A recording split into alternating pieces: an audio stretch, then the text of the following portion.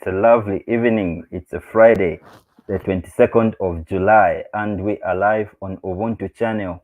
We are back with Ubuntu Sports.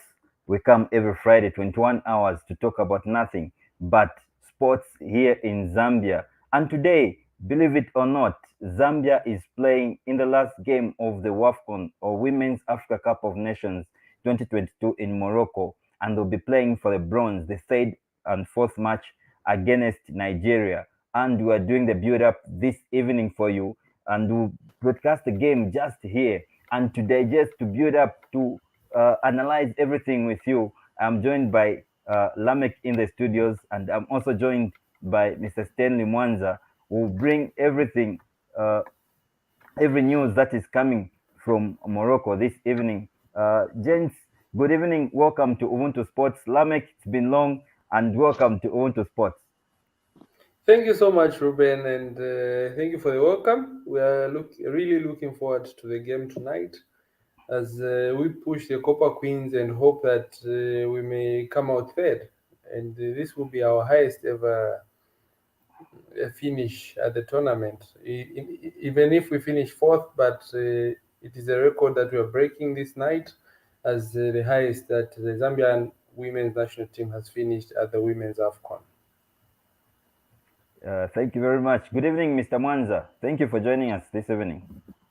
Good evening. Thank you so much. Like Lamek has said, it's a record-breaking moment for Zambia. Of course, all of us we wished the Shiporoporo would have reached the finals, but this is how far God has brought us, and as a nation. And for this night, we're just wishing all the best to the Shiporoporo so that they're able to at least come out on the third position. Thank you very much, Mr. Mwanza. If you are joining us, this is Ubuntu Sports. We come live every Friday, and you can join us on Facebook. You can also follow us on Twitter, and you can subscribe also to our YouTube channel. Now, gents, before we talk about the women's football, last week Zambia won the COSAFA Cup 2022 edition. Lamek, I want a quick comment over that historic moment. The sixth COSAFA Cup is back here in Zambia. Yeah, so another record for Zambian football. We are now tied at 6 trophies with 6 COSAFA trophies with Zimbabwe. Zimbabwe were previously record holders of the COSAFA Cup, but Zambia joins them, and we'll be looking forward to next season so we can go to 7. But the overall performance of the team, we saw new stars being born in that team. We saw players like Joshua Mutale, lighting up the tournament. We saw Kelvin Mubangaka Mpamba, who came to light.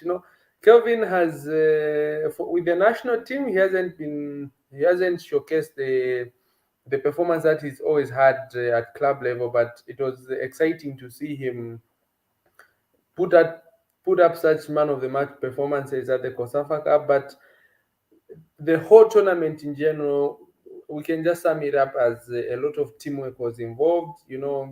Players looked up for each other when the team needed leadership. We had a lot of new players in the team, and the coordination that was in the team for us to go and win, and the young players delivered. And in the final, it was a young player who was basically getting his first national team experience.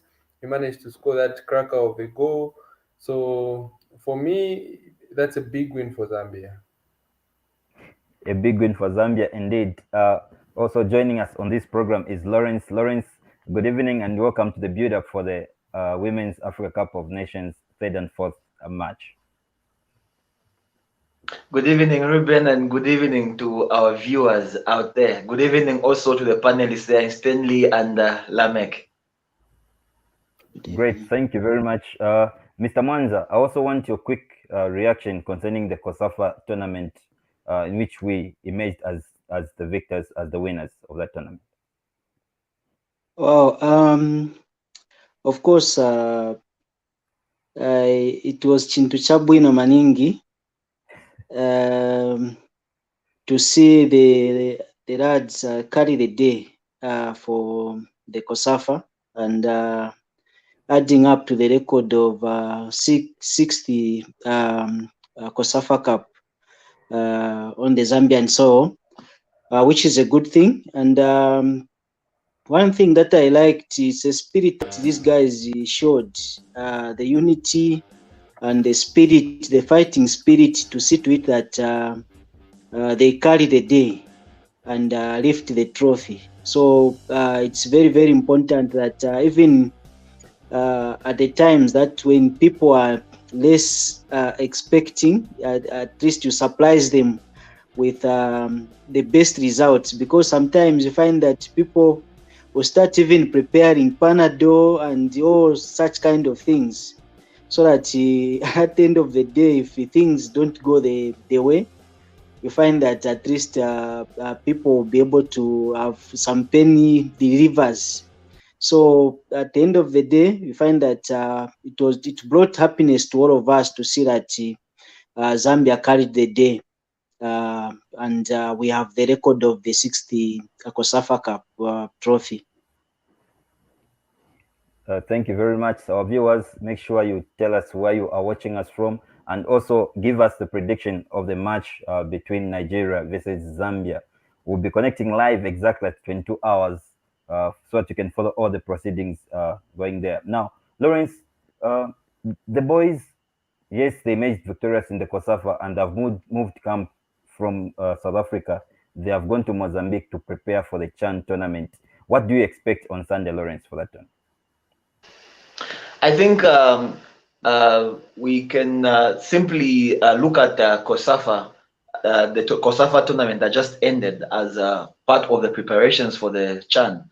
And that was very important because mainly we only had the local players in the tournament, so that was part of the preparations. And if we can maintain the morale and the spirits that are in the team going forward into the CHAN, I think it can be a good stepping stone for us to go and perform better also at the CHAN. Because if you remember, the inaugural CHAN, we did very well back then, and since then I think our fortunes at that tournament have not been that much good. I think this time around we can look at a way of doing things much better, especially that we are just coming from winning the COSAFA, and spirits are high in the camp, of course. And I think for me, that should motivate us to do better at the forthcoming CHAN.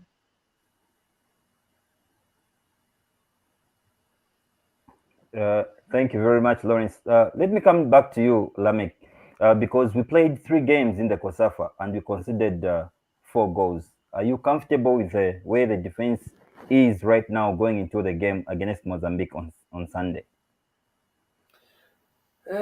Looking at the defense, I think the defenders that were put up were the best performing in the league. I think the organization of the defense in the midfield was good. When you look at all the matches that we played, I think we can start breaking them down one by one. And where we conceded the many goals, I think it was mainly attributed to fitness of the players, because the goals that we conceded were conceded in the dying stages of the match, especially the Senegal game. We conceded late in the match, I think after the 77th minute. In the last 13 minutes of the match, we conceded that.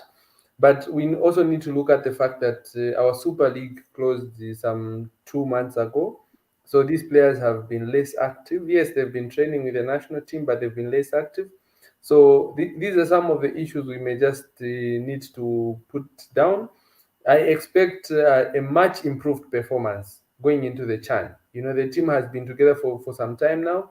They understand each other, and winning the COSAFA for me is a big statement that the team has sent out of how well they are, how well the team is. We can not only rely on 1 or 2 players. Any player can perform at any given day. So kudos to Asanovic for assembling that team. And specifically for the defense, I think we have able replacements. Should Alan Kapila and Dominic fail to deliver, we have players such as Warren Kunda, who comes in with a lot of experience. Yes, this is his first outing with the national team, but this is a player who's been around for a long time. So for leadership, we already have the leaders on the field of play and on the bench. For goalkeeping department, I was happy to see Charles Kalumba being given the go-ahead ahead of Mwenyachiwe. He made some blunders in the Senegal game leading up to the final. And going into the final, Charles was, for me, even in the CHAN qualifiers, I still think we need to give Charles the first choice position. He's done a lot of work in the local league. Compared to Chibwe. Chibwe has been clubless for the last 6 months. And in that 6 months, Kalumba has been putting in a lot of work. Lawrence Mulenga has also been putting in a lot of work on the other side. So I think it is just up to the coach to make the approaches to the games is what will be important for Zambia. For us to pick a result, the approach will be what will be important. In the final, Charles Kalumba sent a huge statement. He needs that number one spot. He saved us, I think, on two very dangerous occasions in the last 10, 15 minutes of the match. That just gives us an idea of how confident he is going into these CHAN qualifiers. Lawrence, do you agree with Lamek saying that we need to drop Cyril Chiwe?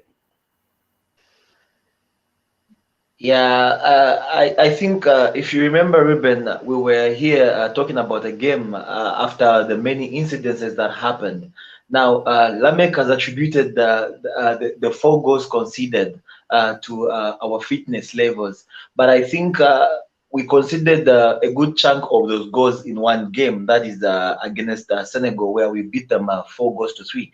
And those 3 goals, especially this last 2, they came in after we had, I can say, wrapped up the game. I think it was that kind of a thing where players become relaxed because they were looking at the huge winning margin they had already managed to secure, and the relaxation, I think, to some extent, they managed to allow Senegal to come back to 4-3, and that's when the reality came and said, "Oh, I think probably we can even draw this match if we're not careful."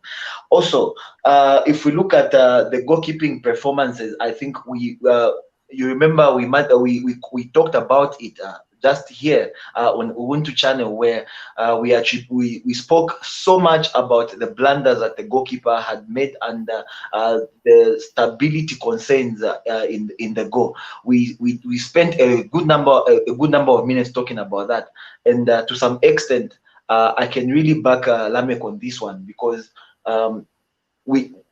there are just high stakes going out there. We're looking at qualifiers that are not friendly. They will not give you a chance to come back if you make blunders here and there. So we need some sort of stability, and also it helps for the defenders when they know back behind them, the person who is between the sticks behind them is actually very stable and they can depend on him.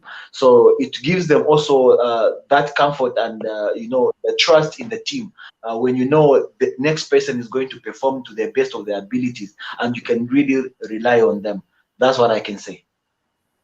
Thank you very much. And to our viewers, those who are joining us, this is Ubuntu Sports, and we're doing a build-up to the Women's Africa Cup of Nations last match for Zambia, where they're playing for the bronze match. Now, gents, it's Hakuna Kulala game today, because we just need to watch everything up to the end, because this is a historical moment. It has never happened in Zambia in terms of women's football reaching this far. Mr. Mwanza, I want a quick comment for you, how this tournament has been for the Zambian women's team. Okay, yeah, so yes, going to this match, we have high hopes of course, coming to the 3rd position.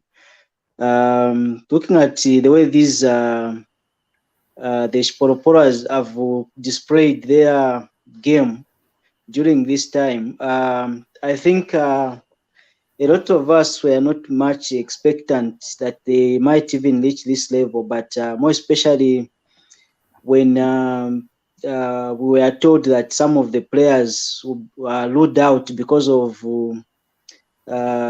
whatever medical conditions.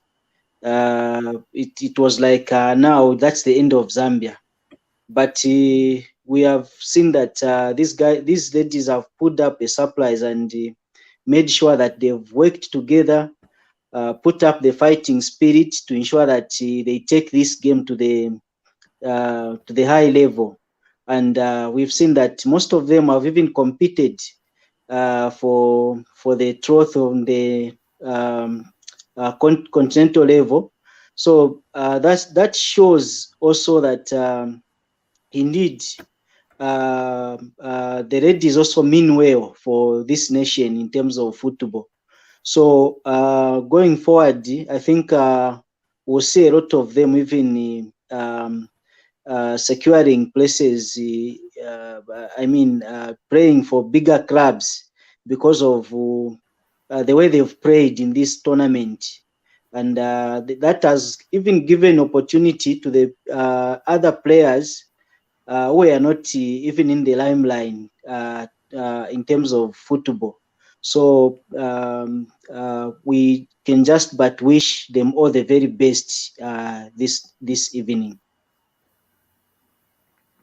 Thank you very much. Lamek, do you agree with Mr. Mwanza when he says this is a tournament that will make most of our players to fly to Europe or to other clubs in the world?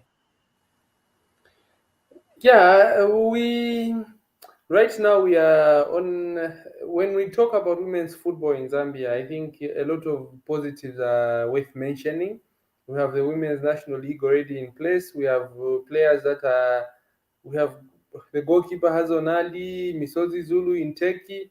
We have Margaret Belemu in China. We have Grace Chanda who's gone to Kazakhstan. We have a good number of our players, the female players playing their trade in Europe and Asia. So I think, and when you look at how these women are moving, Margaret Belemu's move to China, she goes to a club where Barbara Banda plays.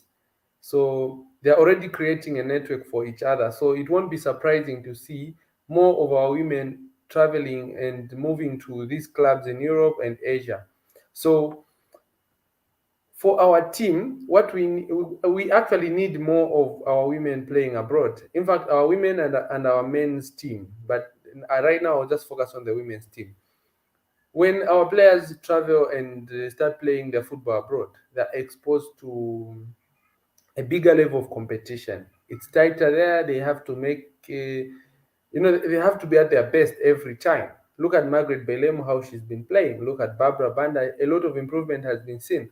So if we can have, I think, 70% of the starting lineup playing their trade in Europe, the target should be, firstly, the target should be playing in Europe. And then the second target is targeting the bigger leagues of Europe or the bigger leagues of Asia, like the Chinese league. So once we have a lot of our women playing there, then the level, because the Copa Queens right now are one of the best performing teams on the continent. We were very much overshadowed by countries such as Nigeria that did a lot of tremendous work in the past, South Africa that have been doing good. We had Equatorial Guinea and the North Africans have been doing a lot of work. So for a team like Zambia coming out of the dust from nowhere to just pop up, go to the Olympics. We actually beat Cameroon on our way to the Olympics. Managed to play at the Olympics, broke some records there. After that, came back, managed to qualify for the WAFCON. At the WAFCON, managed to pull up some upsets. But our journey was cut short when we lost to South Africa, unfortunately, a match that I felt we should have won. But these are just the positives that are happening around women's football. And I feel that in the next 2-3 years, a lot of positives will happen in the women's game, and we'll see a lot of development coming in. what we just need to call for now is more support for the women's teams. We want to start producing the Siomala Mapepers, the Aveo Chitundus that are just playing their local football in and around. So once we have a lot of support, it will be easier for our women players to travel abroad and play because they would have the exposure here locally. And once the league is competitive enough, it will be easier for them to go and compete when they travel to countries abroad.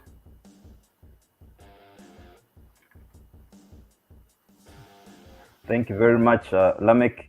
To our viewers, please make sure you give us your predictions and tell us where you are watching us from. And don't be selfish. Why not share this broadcast so that everyone may catch the game just here on Ubuntu channel? Lawrence, take us through the lineup for Zambia.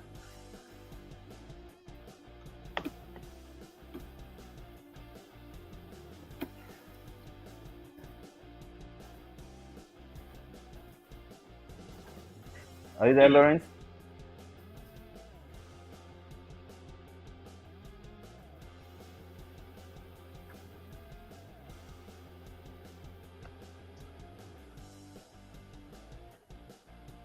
Reuben, can you hear me? Yes, we can.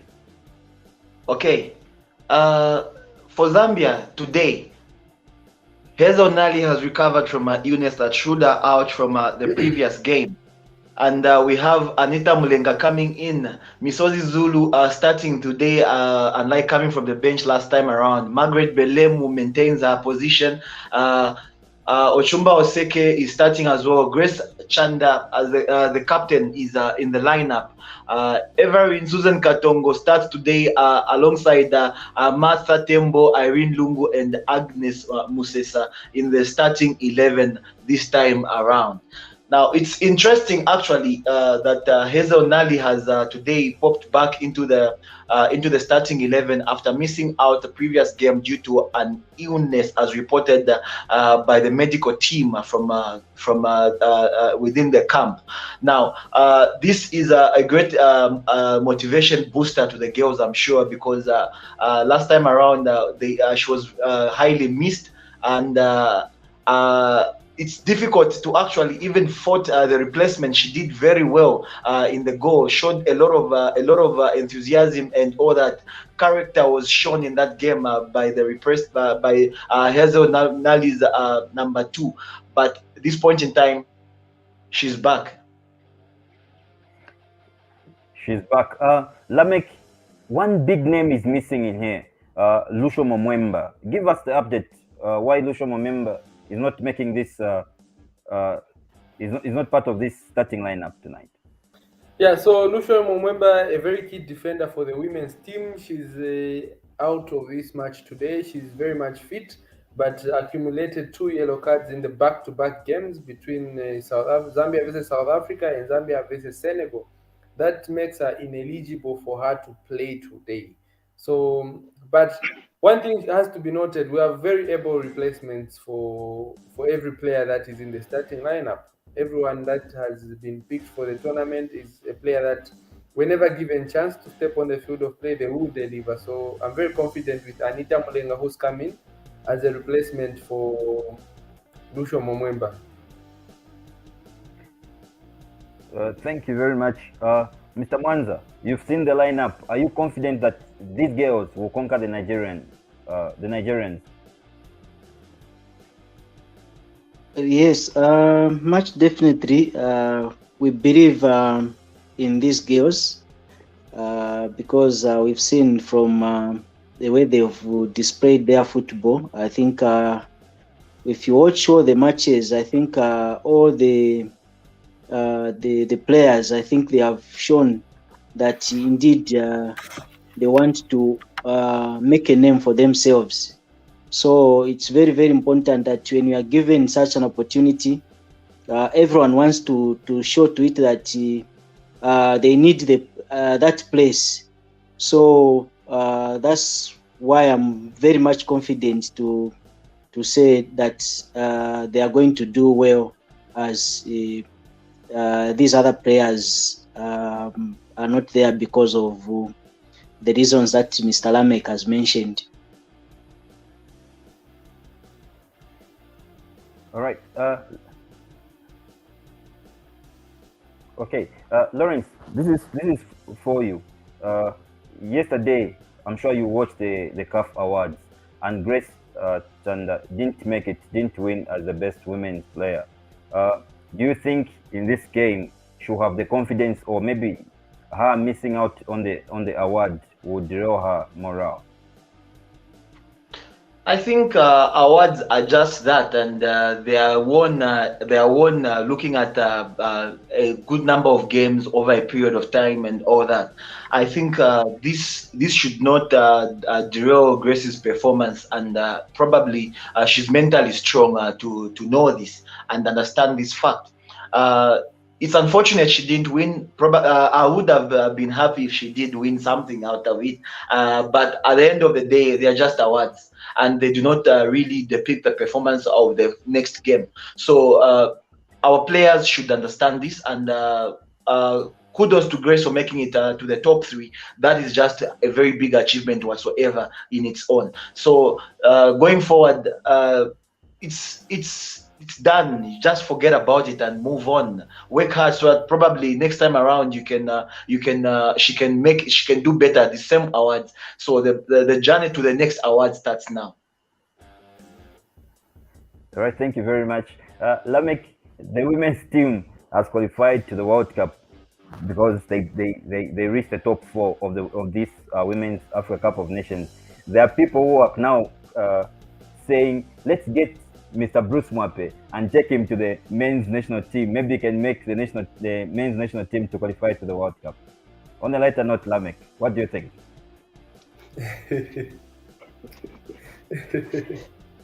Okay, so when we look at Coach Bruce Mape, I think this is one coach who has worked under heavy criticism during the, I think, 5 years plus that he's worked with the women's national team. But I think his story is a story of trusting the process. Same results can come to Chipolopolo if we can trust the coach that we put in. Let the coach do what he has to do. If we lose today, let's not fire the coach. Let's give him more time to continue working, and the results will come in the future. This is a story of Coach Bruce Mwape. And today, people are confident and have a lot of confidence in Coach Bruce Mwape and what he has done so far. They are backing him for to continue as the Copper Queens coach. In as much as before the tournament started, we had people who had swear that if the Copper Queens underperformed, they would protest and petition that the coach should be fired. But I think kudos should go to him. He's done a lot of work with the women's team. And over the players, I think we need to give kudos to Grace Chanda. It is not easy to carry the hopes of the nation on your shoulders. Without Barbara Banda, without Rachel Kundananji, and the other key players in the team, Grace has been, she's shown leadership in that team. A lot of the players in that team are young girls, except for maybe 5-6 players who've been around for a long time. But a good number of the players that were picked in that team going to Morocco were young girls that may be playing their first WAFCON. So I think she deserves a lot of credit because it hasn't been an easy task. And when you look at the leadership that she portrayed, for me, a lot of leadership, she showed it when it was time for penalties. She decided to go first. When in the first match against, is it Cameroon, she refused to take the penalty, but here she decided to carry the weight. And you'd see, I can't say confidence, but you'd see the desire to win on her face as she went and took that penalty. And going to the awards, I think it was just unfortunate that she did not win. But when you look at the numbers and what she achieved on the continent and with the women's national team, she achieved a lot better than the eventual winner, Asisat Oshola. We don't take anything away from her. She's a brilliant player. But for Grace, I think she had a lot more achievements with the women's national team compared to what Asisat had. So for me, Grace deserved to pick the prize. Same with Coach Bruce Mwape. The South African coach, yes, she's done a lot of work with the women's team, the South African women's team. But what has Coach Bruce Mwape done with the women's team? Look, she took this team to the Olympics. She qualified for 2 back-to-back women's AFCON tournaments. I think that is a huge statement. And leading up to the previous AFCON, the same ongoing AFCON, look at how much she has done. But I think one of the things that led to him losing maybe the fact that Zambia lost to South Africa. That's why maybe he lost. Had we won, I feel Coach Bruce would have won that prize. Mr. Stanley, let me come to you. Who has been the player of the tournament from the Zambian national team? Yeah, so for me, the player of the tournament, of course, for me is actually Grace. She's really done an impressive work. Like Lamek has mentioned, that carrying the national team responsibility on the shoulder, it's not an easy thing. And when you look at the way she has carried herself, even outside the game, during just boosting the morale in the camp, when you are watching what they are doing, even as they go preparing for these matches, the morale that she's putting up, trying to put everyone together. The way she's carried herself, even outside the pitch, you find that she's really motivated all the team, because teamwork is about motivation. You cannot work together where there is war within the camp. But when you look at what is happening, clearly you can tell that there is unity amongst themselves, and that is what every success will emanate from. Because when you are united, you form up a united force. You find that at the end of the day, you are able to carry the day in whatever you are doing, and what's exactly what she has done. And when you again coming to the games, the way she's carried herself as a leader, very impressive. So for me, I go for her as the player of this tournament. Thank you very much, Lawrence. One thing that you can't forget in the game versus South Africa, Zambia lost by a goal to nil via a controversial penalty. And what we heard was that FAS had petitioned that match, saying that it wasn't a penalty, and they had asked CAF to have a replay of that match. Lawrence, unfortunately, today we are building up to the third and fourth. Any luck, any chance of us having that replay? Let's just face it. In football, replays don't just come by like that. The only time they can sanction a replay is if there was evidence of the referee being bribed, or any suggestions of the referee being bribed. And if that is the case, that is when CAF can look at it and think of a way. Remember, this is a tournament, and time in a tournament is of essence, because you cannot just call back a game and say, come and have a replay, because at the end of the day, it affects the final, and also thereby affects the duration of the whole tournament. At this point in time, there is no suggestion to that effect that the referee was bribed, or any match official was bribed. In this case, it only counts as a mistake and nothing more than that. As a result, the repercussions are the referee may only face a certain sanction, and that's it. And probably Zambia will get away with an apology. To have the match replayed altogether is something that doesn't just come by in football, unfortunately. Even the time that FAS appealed to CAF at that point, I think we spoke about it right here on Ubuntu channel, and I mentioned that I don't see a replay happening. but it is good that they have appealed for the sake of records, and that is what we needed to do. It was just right that we did that. It's also right. We have heard reports suggesting that CAF has actually declined that request of a replay, and to me, it was just as expected. Let me your comment over that incident. Okay, so firstly, I'll talk to Lawrence. I think replaying matches cannot only be done when there's like the referees are bribed. You know, when there's let's say alteration of the results of the matches, suspected match fixing. Match fixing cannot be done by the referee alone. So any of the teams is suspected match fixing, and the other issues. Okay, it's a complex issue when we start talking about match fixing. But in such cases like that, the referee's decision is final. So, and for CAF, you don't expect CAF to go and start attacking their own ref that they gave that match to. You understand? So for us, in as much as we petition, yes, it's good for record, but don't expect CAF to go and go against the official that they appointed. Look at, unfortunately, I would have to talk about Gianni's incident. CAF stood by him.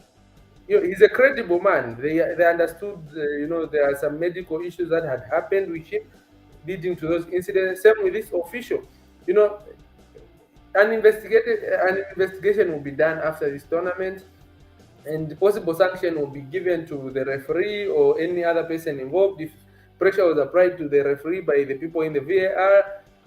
After the tournament, that can be done. But asking for, hoping that we can get a replay or boycotting the match, I think that is very bad for the growth that we are seeing for football. Let us just soldier on.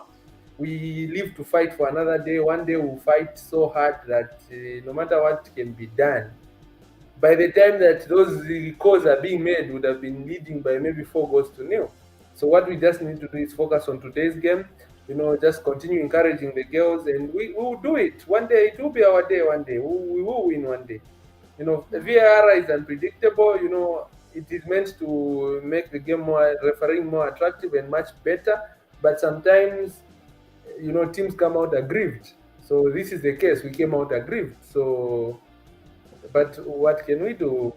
What we'll do now is just soldier on. Encourage the girls, soldier on, play the match, and come back. To me, the ladies are our heroes. They did so much work, and take nothing away from them. They did so much. Mr. Stanley, what next now for the ladies? They've made it into the third and fourth years. They might win the bronze medal.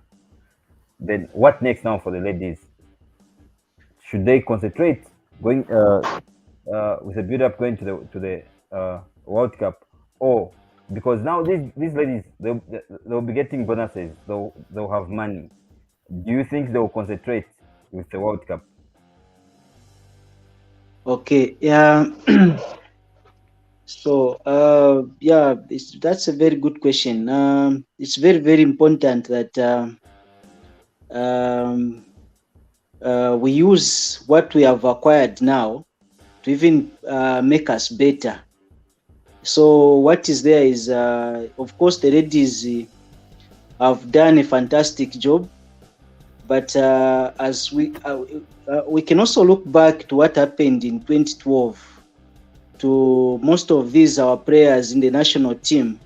You find that after winning that Africa Cup, most of them, of course, became like disturbed because they had received a lot of gifts from people, a lot of monies here and there. So you find that out of that, you can even see that a lot of them lost focus in terms of the games, and you find that since then we have been having challenges even qualifying, because most of those key players that we had depended on during the 2012 Africa Cup, you find that most of them, they lost track in terms of the games. So the word of encouragement to the ladies is, of course, they will receive these monies, they will receive a lot of gifts, but they have also a talent that they should take to another level. So from here, what they have to do is actually it's an opportunity even to work harder and make sure that they continue lifting the flag for this nation higher than the way it is now. So the focus should be really ensuring that they also make a name on during the World Cup, so that at the end of the day, because that is the biggest stage in football. So from there, most of them, those that will not be bought by these other clubs on the international market, that is an opportunity. The moment they go that side, most of them will have a market. So now what is there is after getting all these monies, they shouldn't lose focus, but instead even work extra hard so that because they are now going to the bigger the World Cup, of course. So now what is there is actually they need to even work harder and make sure that they make a name for themselves and even continue working hard and get a lot of money when they go to these clubs, because this is not the end of everything, but it's the start of another journey that they'll be starting. Indeed, Lawrence. Lawrence, your comment as well over that.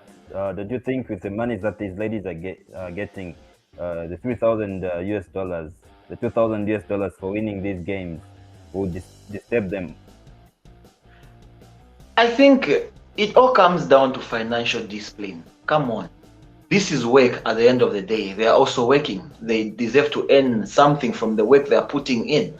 And if someone gets distracted because they have received some wages for performing very well, or some incentives for performing well at work, then it's very unfortunate. But what we expect is when you work, you earn something, and you must earn a living from what you put in. And this should be the case from this team.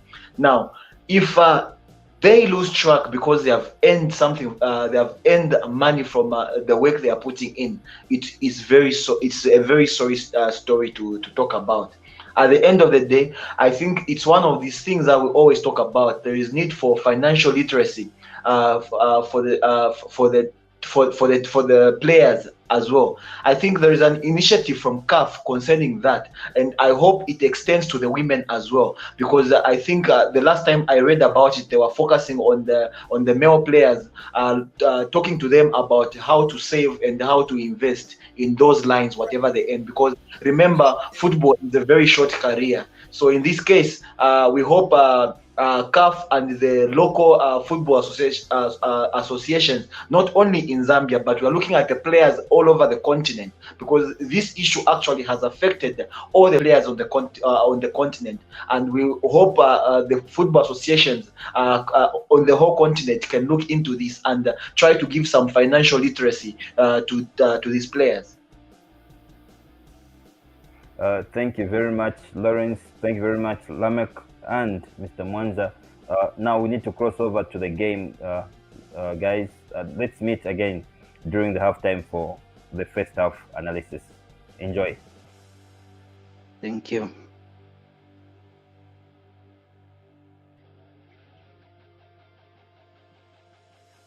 Mentioned earlier on that Plumtree really has been holding down the centre back role. So we have Antoinette Payne at the right back position, and Alozie also going to the left back. The Nigerians are hoping the changes will be able to help them as they try to find space on the left hand side. There's always going to be Odega in there, as well as Onomono waiting to have the ball in. There's going to be a first corner kick in the day to the Super Falcons of Nigeria, with the efforts coming in from Payne as well. Yeah, I think they're still playing the 4-3-3.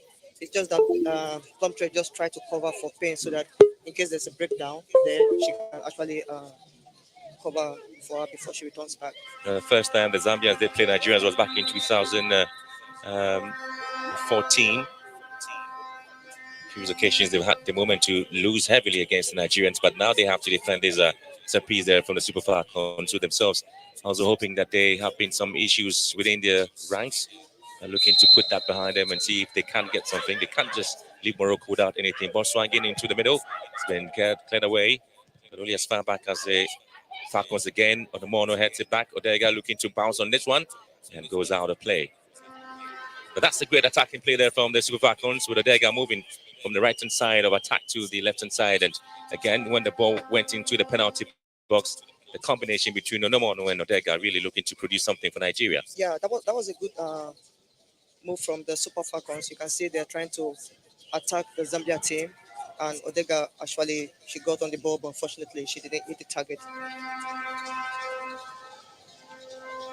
Well, the Zambians also felt that the suspension to Lushomo Wimba, who has been holding down the central defensive play there for the Zambians, and now allowing the Molenga to slotting and partner up with Sassi at the back, and still having a combination of Belemu at right full back, and of course Tembo on the left hand side. Tembo has been enterprising here in the competition, and Zambia have had to play 4 of their matches at this particular stadium. They are pretty much accustomed to the pitch, and they know what the pitch looks like. Chanda here looking to control things, and she bumps on Ohale. It's going to be a free kick to the Nigerians. Yeah, that was foul from Shanda. Ohale was actually going down already, so she just ep Ohale right there. So of course the referee decision Should always be final there, and there's a foul there. Lozier. The only time the Zambians failed to get a goal in this particular place, there's a time where they felt that they could have scored when they had the opportunity against the Cameroonians the first game. That story is something that's been behind them as they kept padding and pushing if they can't have the chance to do something. And the only time the Zambians failed to play at this particular venue was their win against the Togolese, and match was played at the Mulay Hassan Stadium. So they've had to play almost all their matches here. So they hope that the bronze medal can also be picked up here. I think they actually believe that this is their home ground. You can see the way they're playing. They are really pressing the Super Falcons of Nigeria. They're really aggressive when they're defending, and even when they're doing transition play. When they miss the ball possession, they try to force the Super Falcons to like kill the attack from the Super Falcons. Nigeria also have support in midfield, Okobi, Okay, and Uchebi. They always have to play just behind the 3-4. Now that Gift Monday is slotting or attacking from the left-hand side. They expect that in central Onomono will be able to get supplies there from Odega. Molenga sends it back to Hazel. Nali, who missed the game against South Africa due to ill health, and Catherine Musunda was given a chance. She was able to hold the fort well as Grace Chanda looked to charge for it. Mapepa also looking for space. Mapepa swings it in again, and it comes back, and this time the Zambians will be able to hit this one, but this ball cannot beat Wandozie in post. Not at all. I think this is too easy for her. But look at the build up again. Mapepa, she's one of these dangerous players you don't want to see keep crossing the ball from the left hand side. So the Super Falcons, they have to think of what to do to Mapepa because she's a dangerous player when she combines with Shanda. Well, so the shot came through from Irene Lungu, who is known as the female computer for the Zambian side. You know, when they call a player computer, you know she's reading the game very well. Mapepa put through here, and she's looking for space. And this time, Mapepa didn't quite find herself away, but she's able to get the corner kick for the side. There's a quality play there from Mapepa. It's Ohale who tried to block that ball there, but she couldn't quite get it successfully done. And so it's been an open game the last minutes there in this game between the Super Falcons and Copper Queens of Zambia. I think Ohale, she tried to block the ball there, but Mapepa wasn't having that. So I think they have to figure out what they have to do with Mapepa because she's really, really, really dangerous. Cross swung in again, picked up beautifully there by Juan Ozier. She was the woman of the match in the defeat to the Moroccans. He's actually stood in between defeat and victory there. She was able For to over save 50 minutes. save a lot of situation there for the Nigerians as the Falcons charge on the left-hand side once again defensively. Hazel would have to come in and cover things up for the Copper Queens. I'll tell you what, it's been pretty much of an interesting time there for the Zambians because the male side, the Chipolo Polo. Today is a crucial game between Lusaka for the 23 qualifier, and they're hoping they can also win there in the competition. who going to take the third place in this. Exciting response there reaction from the Zambians because the ladies have qualified for the World Cup and the men also winning the Kusafa tournament. Interesting. Yeah, you see, football is a different ball game now. It's all about the effort you put in, and then the way the coaches, the way they read the game. This is the information you send back to this player is really really important during this competition. So you see the likes of Zambia, they are really hungry. So in football, when you are hungry, you want to win, you go for it. And this team, they are really hungry, so they are always fighting. So I'm not surprised. Hazel trying to go with a sweeping way of keeping the ball. And here Casa having difficulties and have to push the ball away tempo. Not too sure why they have to, put themselves under that kind of pressure. But sometimes it's better to be safe. Sorry. I mean, they could have made it simple and playing goalkeepers well prepared as well. They always are expected to start the attack on the mono here. Leave the ball in, and Nigeria were looking to get the first goal. It was a good start there. The ball in the box, the best of control. That's Monday. She tried to steal the ball. Good effort from her. Unfortunately, Monday she couldn't come out with a gift there, and today is Friday. Odega. Yeah, you know the difference between Monday and Friday, right? And here comes Odega. Okobi swings it to the left-hand side. Gift Monday controls, sends it into the penalty box. It's been cut out by Musasi. Not really as far as the Nigerian way. And Gift Monday. A lot of people talked about her, especially when the red cards came to Ajibade. She should have been allowed to come on very early. At least we did see explosive runs on the ranks, and now she's able to send the ball hitting the crossbar. And the long ball here comes back to the Zambia Zuchumba. There's nobody there waiting for the ball, so she really has to do things on her own. Meantime, Lungu will try to see if she can get the support there from Ochumba. And still Zambia twisting, turning. Again, they have to lose possession in that space. I think you can see the way Super Falcons, the way they're doing the transition play, the way they're attacking the Zambia. But they also have to be aware, like when it's defense time, how the transition play, they have to fall back because Ohale actually got to the ball, but there's nobody to pick the second ball, which is really dangerous. So they have to be careful when they're dropping back.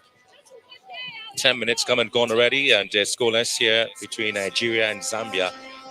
And the Zambians were actually entering the pitch, or were coming out of the dugout to start the game. They were rubbing their hands on their head, and they say it's a favor sign. It means that God's favor is on them. I think they believe they can actually win the Brosman because, of course, they have nothing to lose, and the Super Falcons, they have everything to lose in this game. And Super Falcons will be thinking they still have plenty to produce and give out to the Nigerian fans who are here.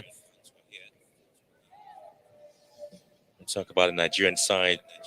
We'll have Ashley Blanche. She's coordinating in the absence of Abby. And Ashley Plumtree says that she's going to treat this game as the final match want to pick this one up. Competition. Obviously, the vice captain is spoken.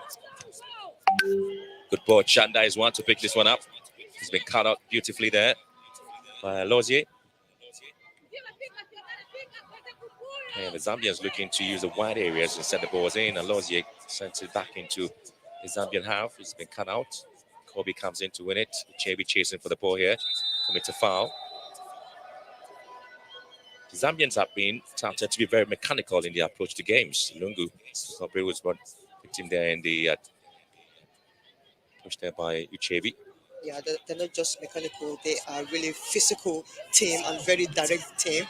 Like this is not the kind of team that you really want to play because they don't have time to play around with the ball. They just direct.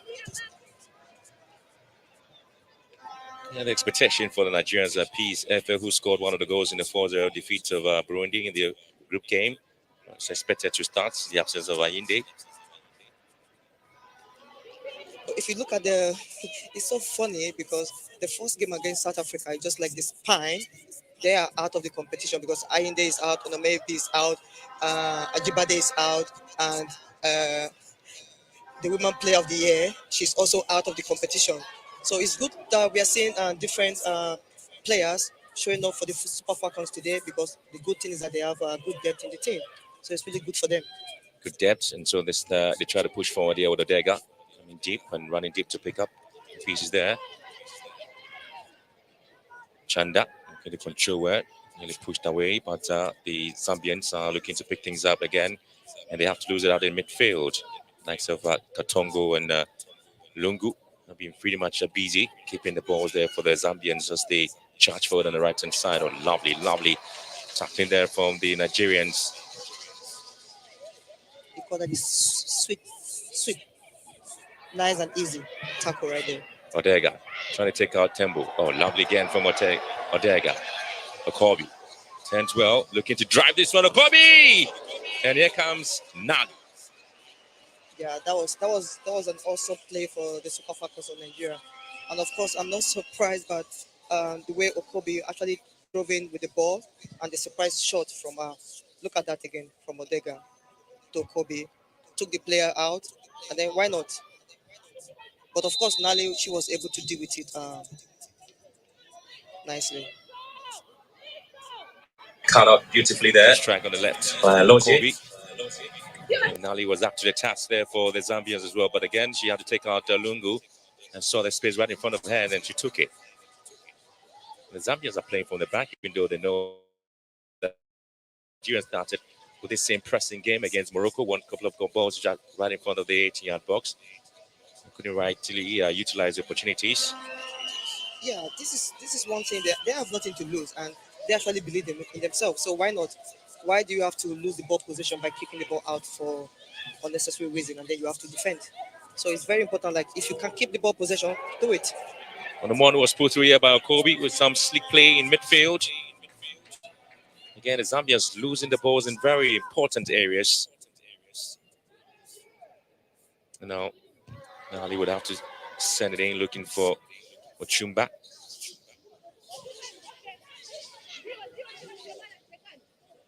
A Pepper.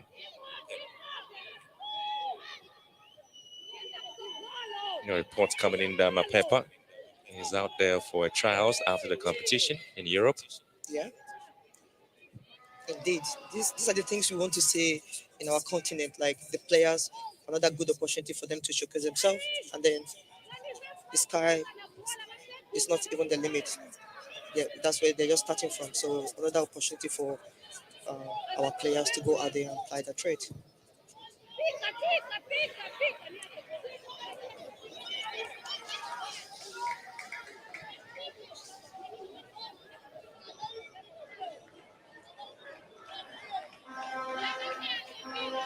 Waldron was looking to change the narrative there for the Nigerian team. And he was also making the history for the side after qualifying for the Women's World Cup. And Lozier working hard in defense. Pepper picks up Chanda. And here comes Chanda, striding forward there. Chanda speeds on the right hand side, and she's been pushed off the ball there. Good defensive cover there from the Super Falcons, and really tidying things up at the back.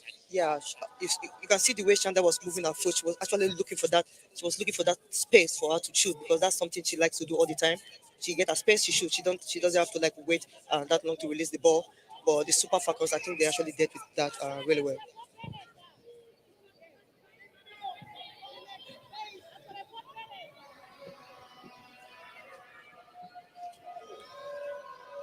Nigeria had a chance to play against the Zambians back in the 2008 event. He beat them. He was able to get the chance to move on. He won against beat the Cameroonians back in 2008. And then Nigeria again had to lose some interesting games back in 2012 against Cameroon. The third time they've had the chance to have the opportunity to go in there. They've always proven to be one of the top sides in the competition. And there's going to be a huge chase, and Nali would have to come in here.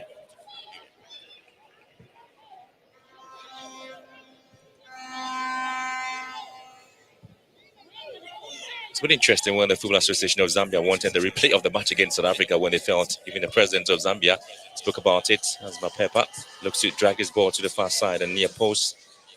One was would have to find a way to deal with the situation. She's not really under any pressure when some of these balls are whipped into her line. No, she's really good at controlling her area. That's one good thing about her. And she looks really calm. So, you were talking about the Zambia FA looking for a replay. That's not going to happen. When the game is done, that is it for the next tournament to showcase your talent. So there's no way the CAF or the federation or anybody is going to allow such situation to happen. Well, Belemo, Musasi couldn't quite agree on how to deal with the ball there, and so Bruce Mapi would have to find a way of dealing with it by giving the proper instructions on how to defend your lines when the likes of Alozie and Mono get into the penalty box with Odega looking to lurk around and get space on Odega once again. They speak about her. She got a chance, and Nigeria could find the first goal. Oh, the ball has been sent wide. The beautiful moment there where Kobe was given a chance, and of course you were also looking at the moment where Uchebi also felt that she could have scored the first goal. Yeah, that was a great opportunity for the Super Falcons. Odega was able to get the ball out. Good play. Unfortunately, again, she didn't hit the target.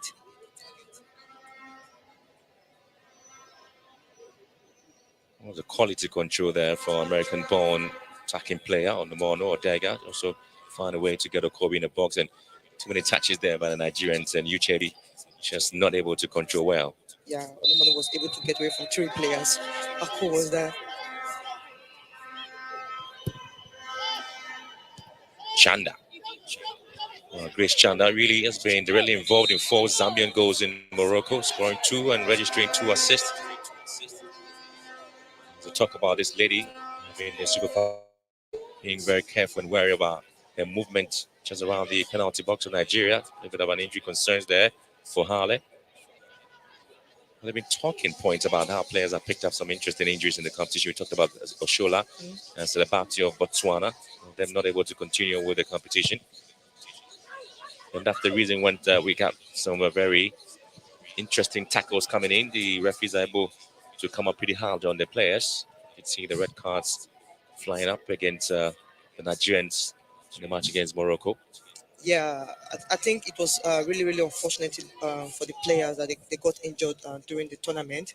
They are like key players in their team, but sometimes in football these things happen, and coincidentally it happened to South Africa and to Nigeria, the likes of Latlana and Oshola. But you can see they are looking forward to return. So the good thing is that in less than 6 months, Latlana will be back, and Oshola, she looks good yesterday when she came out for award. So hopefully they'll be out back soon doing what they love to do. Well, even though the Zambians did call that penalty, the South Africans' controversial one, Bruce Mwapi also indicated, interestingly, talking about how the team created a lot of chances and failing to take advantage of that, and that was the have to pay dearly for in the end. But they put that behind them. Yeah, that's the thing about football. Like whenever you have, even if it's half chance, try to be precise when you're trying to hit the target, because sometimes you end up like regretting those chances that you've missed. And of course, the Zambia team, they had good chances to win the game, but they didn't utilize the chances. So South Africa, at the end of the day, they had one chance and then they scored. So they have to live with that. Here comes Mapepa for Zambia. Nigeria trying to do some patterns. Lozier on Chanda. Chanda pushing the ball to a wide area and again just allowing the ball to go off the line there. The advantage of the Nigerians, and still gets plotted from the few Zambian fans in the stadium watching. She's been really working hard. She missed out on the award there to Sister Doshola, is Chanda. For me, I actually don't think she actually missed out in anything because this is she's warming up for the award because Oshola is a really good player, talented player, one player that has been really playing the trade for African teams. And Shanda, you can see the way she has been playing in this competition. She's one of the best players in this competition. So the futures look really bright for her. So I think the women of the year I think is coming if she keep playing the way she's playing right now. Nomono raising deep, looking to pick up Odega, who switched play to the left-hand side and allowing Monday to move down to the right of attack. Still not plenty open spaces there for the two sides to take advantage of. They have been squeezing the balls in the midfield and haven't really been able to get themselves out. Ochu's headed down, picks up a Kobe and goes to Harley. Draws it into very interesting space for Chibi to pick it up. Odega's been challenged, able to recycle the ball back to give to Monday. And Monday looking to pick up some space. Odega is giving a chance. Odega!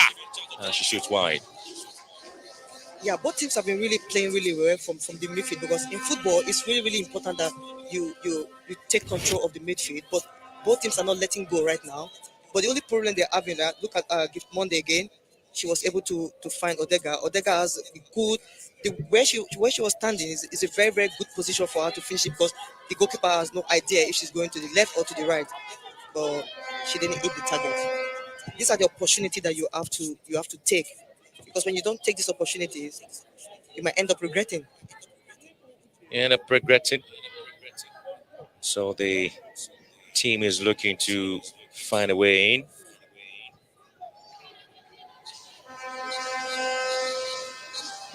Well, the June's FIFA rankings are anything to look at. The Super Falcons will say that they don't have a problem at all, defeated the Zambians and are looking to see what they can do. 39th in the world, Nigeria, and Zambia, 103 places in the world, and 13th in Africa. Yeah, it's all about ranking these days. You have to come on the pitch and play for 90 minutes, score goals if you want to win. And I'm really happy for the way the Zambians looking to use the wide areas instead of Bwezani and Bwezani back into the Zambian half. They come out. Now, if you want to comes win, into it. It's all about the ranking. You have to showcase what you've got. It's been interesting how players are able to put the balls into very important places, but then Wanoji is able to deal with it. Chiamaka. It's really funny, like they keep doing the same thing. You know, like when you play the ball inside the box, she's going to pick the ball. So why not try different ways to open the defense line and break to just like what the Moroccan team what they did. You just have to find crossing the ball like that. She's just going to keep hold of it. Chiamaka Wanoji was able to help the Nigerian side in a match against the Moroccans. And really, I could see the tears in the eyes after the final whistle. She was hoping to at least to get one of the penalties there for the Super Falcons. Unable to do that and struck off here. It is a Kobe looking to get on a mono. And it's been a good recovery there by the Zambians at the back line. Tried their best to make sure they hold on the attacking plays of the Nigerians. Interestingly, we haven't seen a lot of shots there from the Nigerian players as they strike forward there with Otu controlling things as a pivot. Kobe sends it wide to give to Monday, and she has a tempo to deal with. It is Francesca Odega looking to beat out the Zambians, the Copper Queens, who are really putting pressure on her, and it's been cut out beautifully by Tembo. Yeah, you see that they have three players on the deck because they actually know what she can actually do. Like when you give her a little bit of space, she's going to utilize every little space she has there and then cross the ball, which will look really dangerous for the Zambia team. So they're not going to allow that. Failing to get the balls away means the Nigerians will pick the pieces up here. Here comes Antoinette Payne. Uchebi. Good play there from Uchebi, holding on well for Nigeria. Otu. Alozie. Okobi. Space up front. Odega raising, looking for the ball. Recycled back again. Okobi with a lap racing, losing possession to the Zambians. It only comes back to Harley. Sends it to the far left. Again, cut up beautifully there by Belemo. One good thing about the Zambia team is during the defensive transition play, they've been really like tagging. On the mono here, sends it in again, and Nali will pick it up. Yeah, like I was saying, whenever they're defending, you can see the way they drop back as quickly as possible to try to track the player. So the awareness, you can see they always have the awareness. When you watch their games, they're always aware of the situation, what's happening around them. So I think the Super Falcons, they have to find another way to beat the Zambia team. The Nigerian side had just one training session before today's game against Zambia. They had to tweet, talk about the team and what they wanted to do at training sessions. There were reports of Nigeria failing, or they have decided not to train because of unpaid bonuses as Tembo gets into the box, and Zambia again having the ball to elude everybody. They will have to go in for the strike off the pass, and it comes back, and it's in. Would you believe this? Katongo gets the goal there for the Zambians out of nothing. Out of this strike, gets the ball to hit the back of the net. Wow. That's one good thing about the Zambia team. They always like to try the shot from outside the box, and this has actually paid off.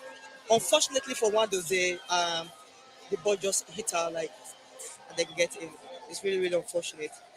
But of course, you cannot take it away from the Zambia team. Look at the shot again from Katongo. It was a great strike. But again, give credit to Tembo. She started the attack. Alozie came. She was taken out. Sent the ball in again. Not well cleared. But when Katongo had a chance, she simply delivered this ferocious effort off the side post. And this time, Nozie just couldn't. She just couldn't deal with it. And Zambia, surprise, up by a goal to nil against the defending champions. Oh, such a sad situation. And this is where Richard, I'll ask you. It's really sad for the goalkeeper. You can tell from her body language. This is not something goalkeepers want to say. Unfortunately, there's nothing she can do about it. I hope she can pick herself up as soon as possible because she cannot think about this. It has come, it's gone. Chanda. They have been buoyed by the goal score. 30 minutes already gone, and Zambia up by a goal to nil. You remember I was saying earlier on about O'Reilly when she played the ball out and there was no defensive midfielder to get on the second ball. So the way during defensive transition play, they're a little bit slow. They have to track their players to prevent those shots. But there was nobody to track her down. Then she utilized her chances, and of course, unfortunately for Wandoze, the body hit her and they scored. 19-year-old Everin Katongo gets the goal there for the Zambians against defending champions Nigeria. Midfielder for Zace Queens. She was part of the team at the 2020 Summer Olympics. Opportunity now for the Zambians to recycle things and get it back in. I was just talking about the Nigerian side.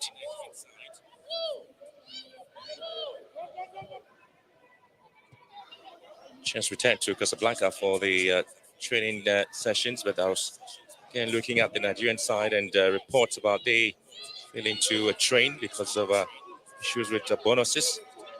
Even though there were reports that it was going to be paid, the players also resolved to play this game and put that behind them. It's unfortunate that really worry about how the Nigerians are able to get themselves out of that situation. Yeah, this is no news, such as happened during our playing time for the national team.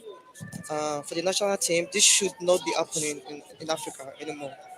You know, the federation, they should try to take care of these players, their welfare, and take the women football, take it really serious.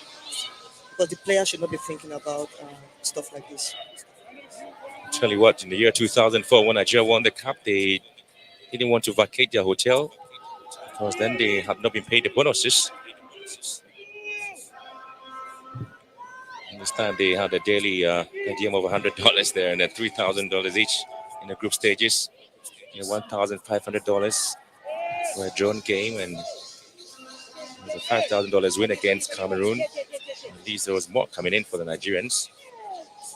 And then the 2019 World Cup in France, we also had the protest about the payment of bonuses. And so, just as you indicated, it's not something new. It's been happening for the past 18 to 20 years. But here's the defending champions of the competition. 9 times won this cup and have gone to the World Cup 9 times as they try to shoot from another long range. The Zambians, they are still enjoying some bit of a space given to them by the Nigerians. Yeah, like I said, I think it's very important to take care of this player because they're really making the country, they're making the country proud, and they, like you said, 9 times champions, and they've been to the World Cup trying to make their country proud. So if these things are happening, they should just try to sort the girls out. It's kind of embarrassing to be hearing stuff like this.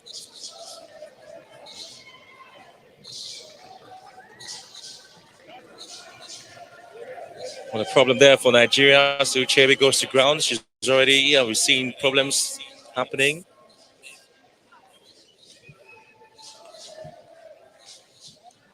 They've been trying to see what happens. We talked about the injury concerns that has been happening to teams. And it's possible that we're going to have Rita Chukwuelu to replace Uchebe, and you can see the vision of face, and it's pretty much of a sad situation, having to have players getting out of the competition because of injuries. Christy Uchebe, 21 years, plays a club football in Portugal for Benfica. She's been withdrawn. Portugal back in 2020 and have played for Nazara Amazons in the 2018 season. Tell you what, most of the players in the Nigerian team have had stints with the under-17 and under-20 side because she was selected for the 2014 FIFA Under-17 Women's World Cup and the 2018 FIFA Under-20 Women's World Cup. The last tournament she played 3 matches from the start, and now she gets the starting role in the team and she gets to be pulled out. And yellow card, first player to be cautioned here, it is Onomon. Yeah, it's, the Nigerian national team, they have under 17, 20, and you see they try to groom these players like really, really young. That's why you see the likes of Ajibade also and Oshola. They've also actually played for the young national team also. So I think it's that's one thing because we have a lot of academy and private sectors running their own football team in Nigeria. So I'm not surprised that we have young talent and they try to develop them from U7. U17, and now they're playing for the Falcons. Again, so it's Rita who's been given a chance to slot in here. Chukwuelu, 34 years, played football in Spain for Madrid.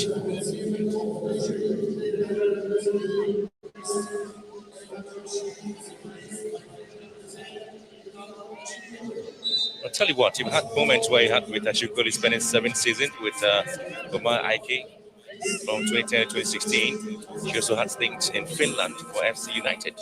Yeah, it's so funny because we actually played in Nigeria same team when she was really really young, and then at the same time we both moved to Finland. Also, she was really young when she went there to play. I'm really excited for her because she's really done well. She moved from Finland to Sweden to play, and then now she's in Spain. Yeah, so she was the top scorer in the Finnish Women's League back in 2009 with 22 goals. She participated in the FIFA Under-20 World Cup from 2004 to 2008 and made her senior debut in 2007. And we're seeing a total attempt there, 9 of it. Just on target, 1 apiece. Yeah, you can tell from the way they're playing. Both games like it's actually like balanced. But now the Zambians, remember you said they hit the edge because they believe they can do it. It's all about going out there. It's not about the FIFA ranking or if you think you are the best in Africa or something. It's all about going out there to give your all like I said earlier on before the kickoff, depending on which team actually wants to win. Buhari. 0-2 here for Nigeria. Odega waiting for the ball there. 0-2 looking to give it down to Alozie. It's been cut out by Tembo. And so the Zambians are excited. At least they have the goal to show for the effort. They have been pretty much quiet in the day, but they've had the moment to show to the Nigerians that they are ready to go home with the bronze medal. I did indicate to you earlier on that the Chipolo Polo have won the COSAFA Cup. And so there's something about the Zambians. When the men can, the women can. And this is it. But again, to come out with a little bit of a touch there, denying Git Monday her first goal in the competition.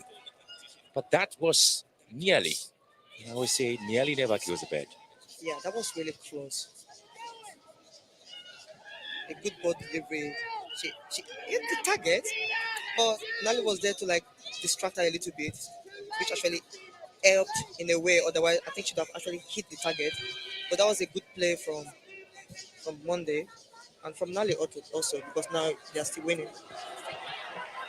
I tell you what, there's a left side post denying Nigeria and equalizing goal. Again, a good ball from the right hand side by Lozier.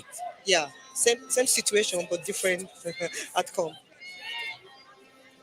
Nigeria pushing for the equalizing goal here. They had to dig deep to see if they can have the moment.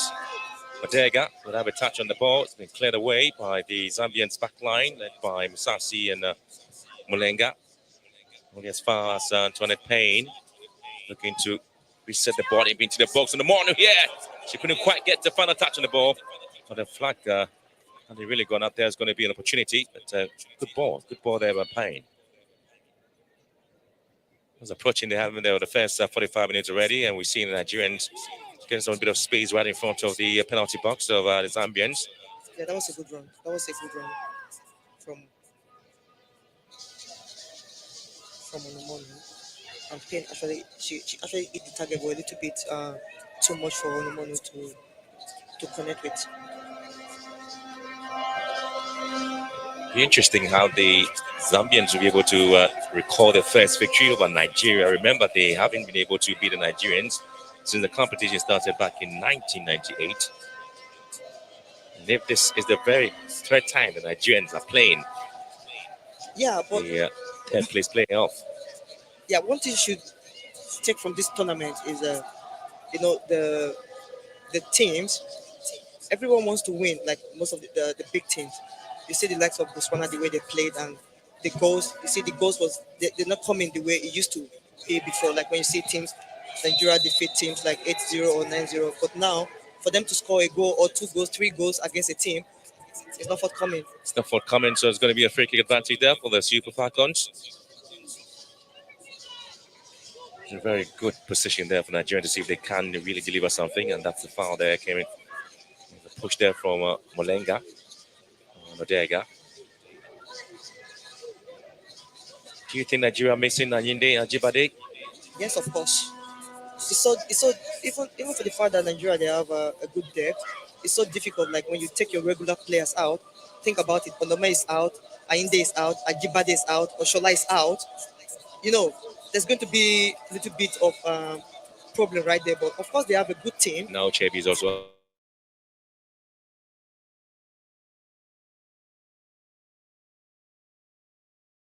Because they've not been joined together, so they have to find a way around this Zambia team that they are something difficult to crack down. Kobe Plumtree behind the ball there. The Zambians are looking to see if Nali will be able to get this one sorted out. They've had some very interesting goals through the set piece, and not yet for the Nigerians as we have Plumtree behind it. Plumtree goes with the left foot. Oh, what a save there from Nali. That was going in. That was going in until Nali came out with intervention. Of course, I'm not surprised. She has this experience. You can tell she could tell that the way the flight of the ball is coming is not something that you want to keep, because the ball, that was a fast one right there, and then she took care of it nicely. Well, she did take care of it. She's had 42 appearances there for Leicester, scored 2 goals at the club level since 2020. Ashley Plumtree. She got 4 goals there for London County Club, or appearances, I should say. played for the England under 15, 17, 19, and 23, and now the Nigerians Super Falcons ball into the near post, cleared out, but still in the penalty box, and launch in there. Nali now trying to save this one there. You saw the way Nali moved. She was on the other side, and then she moved back. She went to her right hand side, and then she saw that the ball was going. She actually covered her goal really well. So I don't think it would have been a problem for Nali to take care of. Odega. Now she has Tembo to contend with. Odega moving in. A little bit of a touch there coming through from Tembo means that's going to be a corner kick advantage. And the left full back for the Zambians. She's really been impressive in the competition. Yeah, she has really, she's been doing really well in this competition. You can tell like the way she's tracking Odega down. She's not even giving her the breathing space that Odega actually needs.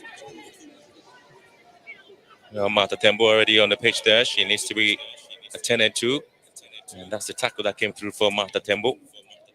She was really precise there. She knew Odega was ready to cross the ball, and then she went for it.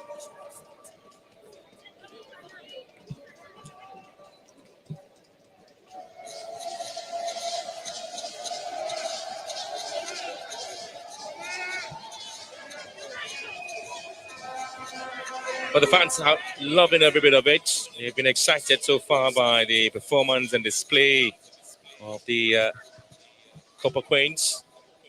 Looking to produce the performance the men have in the COSAFA Cup. It'll be interesting for them to also exit the competition, at least with the bronze medal. Lausier. Just after the kick, I'll definitely tell you a story about the center, Casablanca, and women's football. Ball sent in left-footed to the far post again. Plumtree goes in, makes the opportunity. And Harley was looking to pounce on any loose ball in the box with the arm there, but it still comes back to the mono. And here comes Chanda. Picks up the paces there. Counter-attack there for the Zambians. And waiting for some bit of support. Chanda sends it back. It's going to be Belemo. Only as far as Uchumba. She's still finding things difficult. Going past the back line of the Nigerians. Katongo, the goal scorer. Uchumba here. Chanda is waiting. Sent in. Chanda! Oh, and the final touches. The best of it. And Odega here for Nigeria. Here comes the Mono. Nali comes out. Gets it out for a throw in. This is one good thing about the Zambia. Look at the transition play when they're attacking and then when they're defending. They are lined together. They move around together. So look at the way they've dropped back. So now it's going to be difficult for the Super Falcon to try to find the space now. But at least they tried the quick play. But unfortunately for them, the Zambia team, they actually cover up immediately. Talked about the mechanical play of the Zambians and how they are able to frustrate the positions, and when they get a chance to get the goals there, they are able to do that. With the goal scored there by Katongo, it's been 15 goals in this particular stadium in the Women's African Cup of Nations. Prior to the goal, it's been 14 goals scored here, and now it's 15. Contributing to the number of goals scored in the competition. And this is going to be the 27th game and the 60th goal in the Women's African Cup of Nations. And so it is Vicentia Madume ending the first 45 minutes in this competition already. We've seen the Copper Queens displaying quality and having the favor of God on them. And so they lead here again, the defending champions by a goal to nil. There was a bullet of a strike there by Katongo in the box. And of course, it was not well handled by Chiamaka Wanozie, giving the Copper Queens the opportunity to see if they can come back in the second half and see what they can do. At half time, it is Nigeria 0, Zambia 1.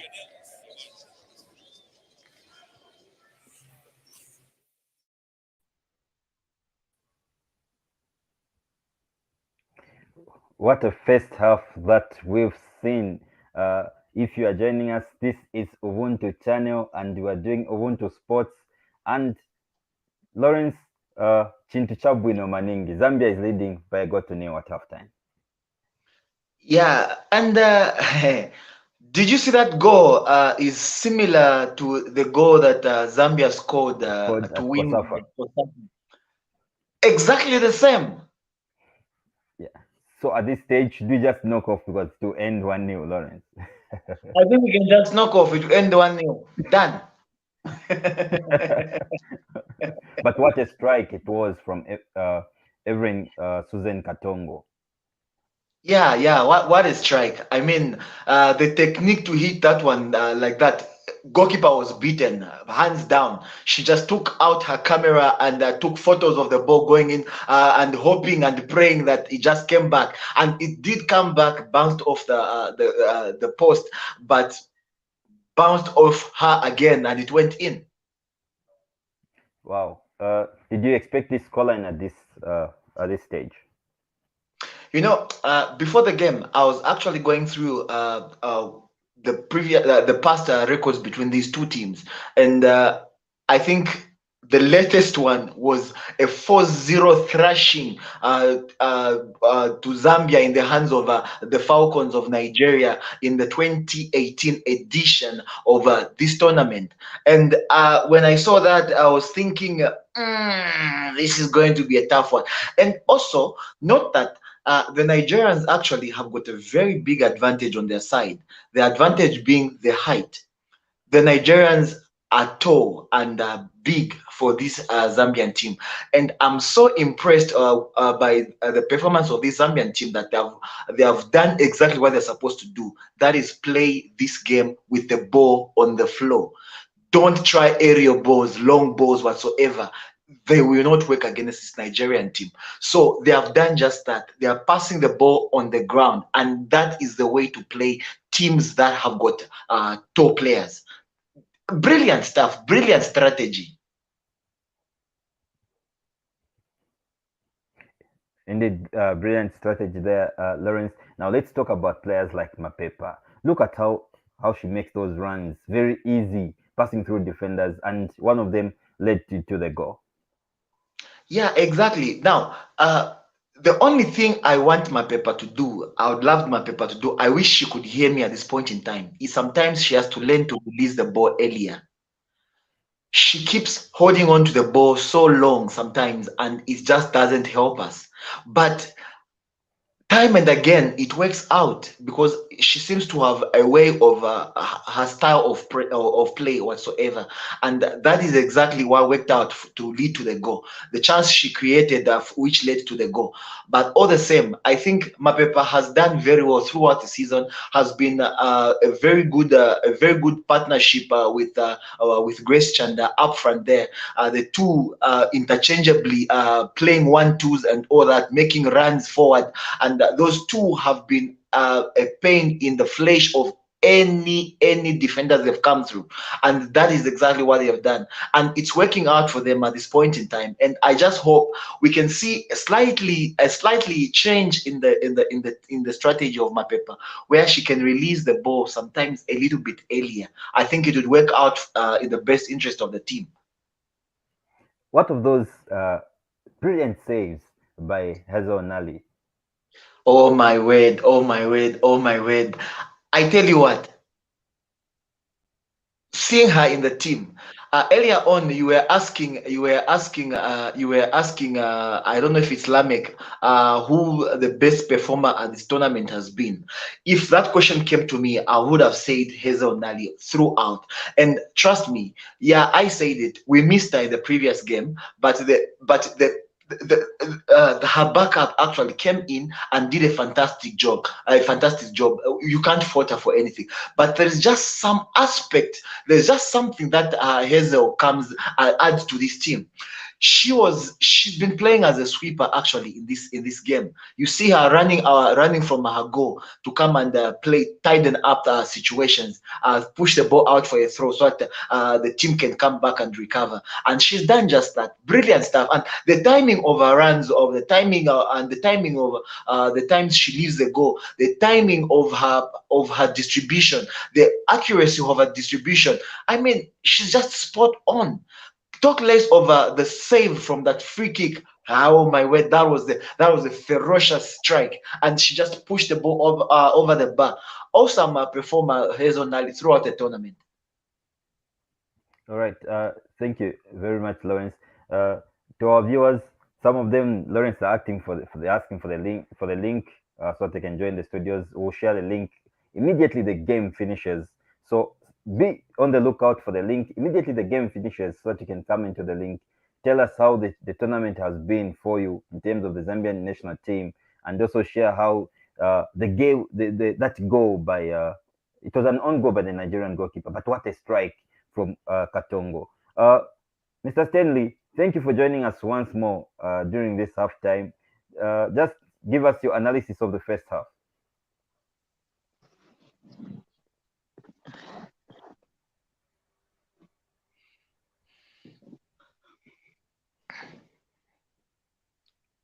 Hi, Mr. Mwanza, can you hear me?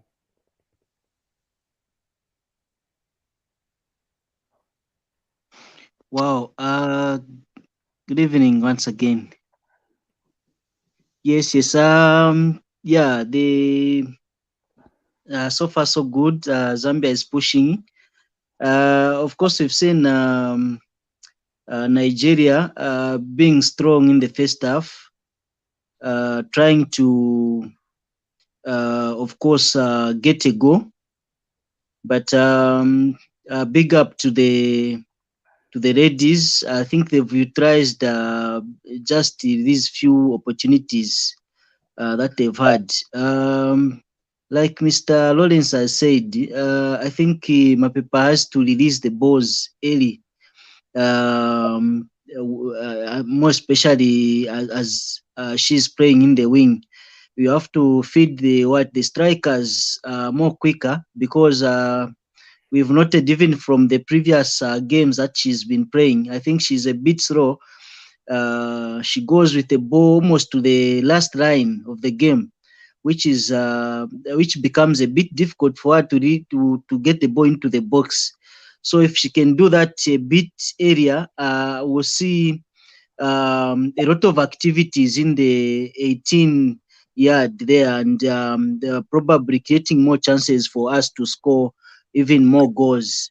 But if she holds on to the balls, then we will see to it that we have a challenge in terms of balls coming into the 18 and getting more goals for this tournament.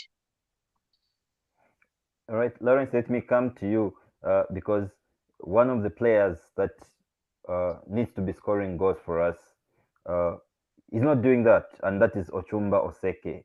He's the striker who has replaced Barbara Banda, but we've not seen her producing the goals. Should we maintain her in that position, or should we bring in a substitute? I think the way she's being played is what is making go through this drought when it comes to goals. If you notice in most of the games, I don't know, there is a way they are interchanging places with the captain Grace Chanda, where you find actually it's Grace who is playing the central striker role, and Ochumba is probably hanging around in the wing or in the midfield. So it's that kind of a situation where I feel it's like playing a false nine kind of an arrangement, where Grace starts as the striker, but Ochumba Oseke starts as the striker, but with as the game progresses, you find having much of the ball probably in the wing or in midfield, and never in the penalty area. So it's the system that we're playing that is leading to this drought for her. But at the end of the day, I think there is something that the coach is asking her to do that she's doing probably very well, and that's why she's maintaining her starting play position in all the games from the second game. Actually, I think if I'm not mistaken, she missed the first game, right? Yes, she was suspended. Yeah. So when from the time she came back, it's like the coach has asked her to play the first nine kind of an arrangement, but it's always the captain Grace Chanda who is in the hanging around in the penalty area or playing the central striker's role. So it's the system we are using. And notice all the times I've seen her touch the ball, even in this game, it's not in the penalty area, or probably if it's in the penalty area, then it's on the side of the penalty area where you don't even expect her to shoot. So it's the system, probably. All right, and Lawrence, you don't seem to miss our Stofila Nsunzu, Lucio Momwemba at this stage. Well, in all honesty's sake, the Nigerians have ripped up our defense quite a number of times. They have not scored because of the heroics of Hazel Nalingo and their own unfortunate. I think they are themselves shooting wide in some cases. But at the end of the day, if we keep on giving them those kind of chances, they'll take one or two or three. It's possible. So what we're trying to do, we should try to do is maintain that balance at the back. I cannot confidently say we're not missing Mwemba at this point in time, but well, we are hanging there. But let's not forget that they have opened our defense several times. They have hit at our goal several times. They have managed to test our goalkeeper several times. They have thrown in those defense splitting passes several times, and we've had to see Hazel Nali run from the goal to come and tighten up for us. That is what I'm trying to say. So our defense, I cannot say they have been very compact and all that. But I think let's try and compact the defense in the second half. I'm sure the coach has seen that. And I'm sure the coach is talking about it even in the dressing room as we are speaking right now. I should believe that. Take us through the comments, Lawrence. Do we have any comments from our inbox, Mr. Producer? We have plenty, Lawrence. Plenty, a lot of them. Let me just go through the ones on YouTube.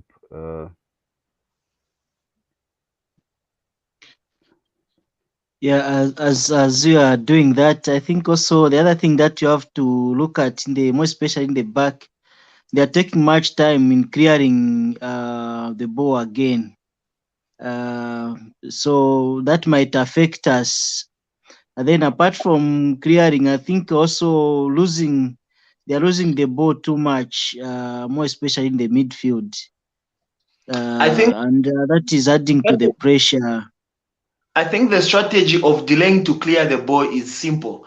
You hoof the ball to the Nigerian penalty area to come back in no time because they have the area advantage. So I think we are trying to start the ball from the goalkeeper there, playing with passes. That's the only way we can play very well with this team. If we hit it up front, pump it up, it will come back in no time because the Nigerians are very tall. None of our players can, probably only Ochumba is tall enough to compete for an aerial ball with them. But the rest of our players are quite too short. And as a result, hoof the ball in up front from the defense, it will come back. So I am happy that actually we are trying to play that game. We start from the back, build it up from the back with passes slowly and surely. That's the only way we can play with this team. We pass the ball 1-2, 1-2 up to the time we reach the front. There is a point where we can manage to compete with them. And also notice that we are actually avoiding throwing in aerial crosses. That is high crosses. We are the wingers are throwing in flat crosses so that it is easy for one of our players to just we compete with the legs, and it's easy for one of us to our players to just divert the ball into the game. That is the way to go. That's how we're supposed to play with when you are facing a very tall side like the Nigerians currently. Mr. Manza, so far, no scandals for the ref. Are you happy with that? Yeah, actually, I'm very impressed with this referee, the way he's actually carrying the game. I think like there is no sign of like favoring any of the two sides. So I think so far so good for the referee as the way he's carried the game to this far.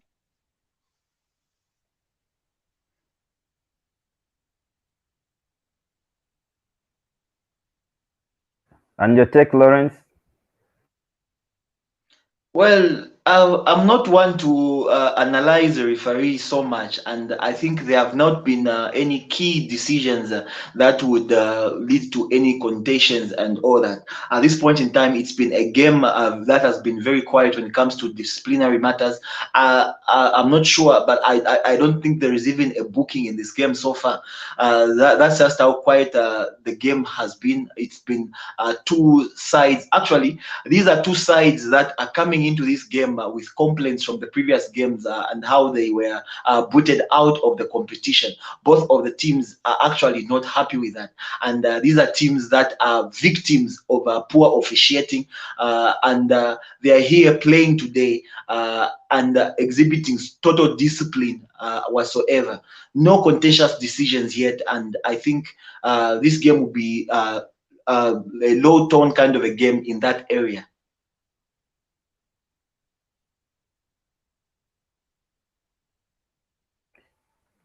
Lawrence, if the ladies manage to get this or win this, how should we receive them back home here? Believe you me, win or lose this match, these ladies have already surpassed every expectations people had in this country. Win or lose, they will come back as heroes, whatsoever the result is. At this point in time, everybody at this point in time, even those who never used to watch women's football, have started following this team. This is what they have done to this country. They have touched each and every heart. Everyone, actually, it's even interesting to know people are calling to ask how are the ladies, how has the game ended? No, I'm in a place where I couldn't watch. How has the game ended?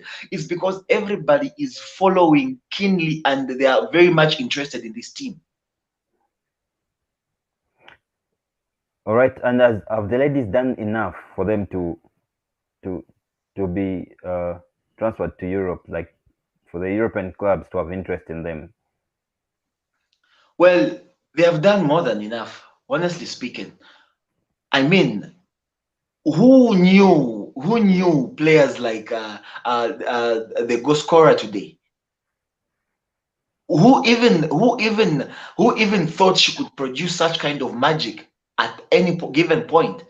This is just what these ladies have done. And remember, they are facing a Nigerian side currently. Nigeria has been held at bay for the first half. They have not scored.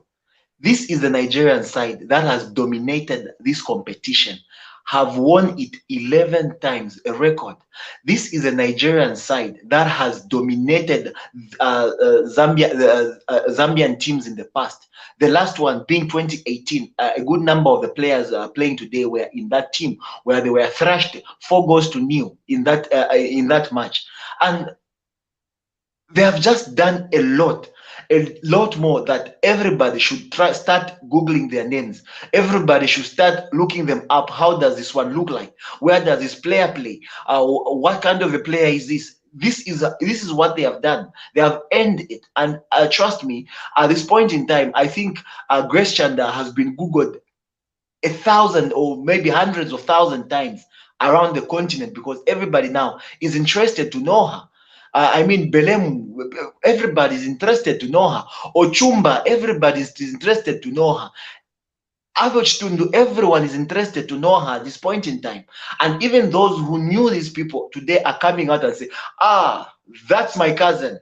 That's my aunt. That's my aunt. They never told us that in the past, but that's what they have earned at this point in time.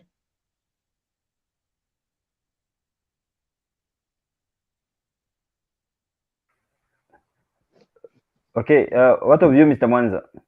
What's your take over there?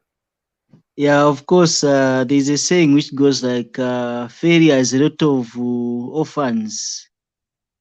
You know, when you are failing, you have a lot of orphans, and like Mr. Lawrence is saying, a lot of people are coming in, even relatives, claiming to say, "Oh, that's my whoever," because failure has a lot of orphans. So, for the ladies at the moment, this is a stage at which they have sold themselves on the international market, and a lot of them, a lot of people actually are looking at these people to get them for their clubs. So this is an interesting thing because I think more especially this game has brought a lot of hope into women football. I think also the other thing that we shouldn't forget about is actually I think the support has been so much, more especially to the build up to this continental cup. And then the support. I think when you look back before then, the support was not so much. There was that moment whereby we got touched when these ladies came from playing a game, and they were given, like, it was on news, like 50 kwachas, 100 kwachas, and that was if you can recall, that was a heartbreaking moment whereby everyone was so touched to say, but how come, like, you are representing a nation and you come back and all that you can find is actually like transport money to take you home. So I think the support that they are receiving also has boosted the morale, and we have seen these are the results that we have seen as a result of the support that has been given. Just imagine you are working and your boss is actually appreciating you at your work. You find that you'll be able to push in and do more to impress this boss so that you compensate for whatever you have received. So this is what we are seeing with the ladies. Of course. Thank you very much, gents. Let's Okay. meet immediately the game finishes. For now, let's give it up to our viewers and let's enjoy the game. Breathe a sigh of relief, but again, what a break it was there for Zambia. That should have been the moment where they felt at least that should have been the second goal. But this is a corner kick delivered by Alozie, and it was cleared on the line there by Belemu. And then when the opportunity came and China was able to control well, that was when they nearly punished the Nigerians. This is it. Yeah, The line. Nali went for the ball really well, but it's good that she has a defender that is also covering her back for her.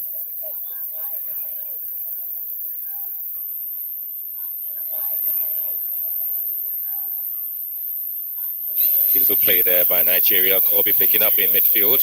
Kenya, beautiful play there by Nigeria. Kobe picking up in midfield. Kenya lays the right hand side. Couldn't work on Odega in the box. And Nali comes out. Odega controls well. Oh. Spain. Nightmarish moment there for Odega. Spain. Nightmarish moment there for Odega. She found Odega really well. Look at the pass again. Look at the pass again. The goalkeeper, she was able to distract, and then she was really careful. You could see the way Nali went for the ball. She was really careful not to give penalty away for. See the way Nali went for the ball. She was really careful not to give penalty away for. Test.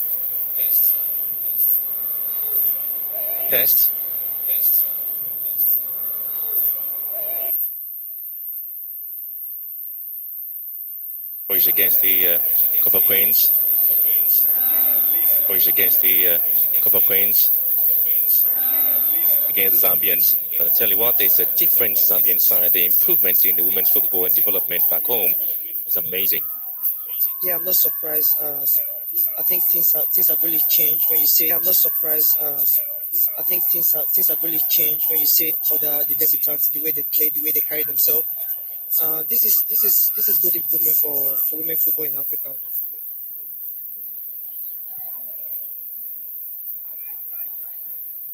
The likes of Ikana and Finidi George expressed a shock at how the Nigerians, with 2 players down, were able to hold the Moroccans to extra time and on penalties. They spoke extensively about the team and how they thought that the players have performed incredibly well. So I'm not so surprised that we have a Guavon here also trying to support the team. Odega on the flanks there with a Temple pushing it down to West opportunity there for the Falcons. But talked about the Connor and Finidi George's assessment on the team and how they played against Morocco. That's an amazing play there for the Falcons. Yeah, I'm not surprised the way they played against Morocco. Like for Super Falcons, they always fight and they keep fighting.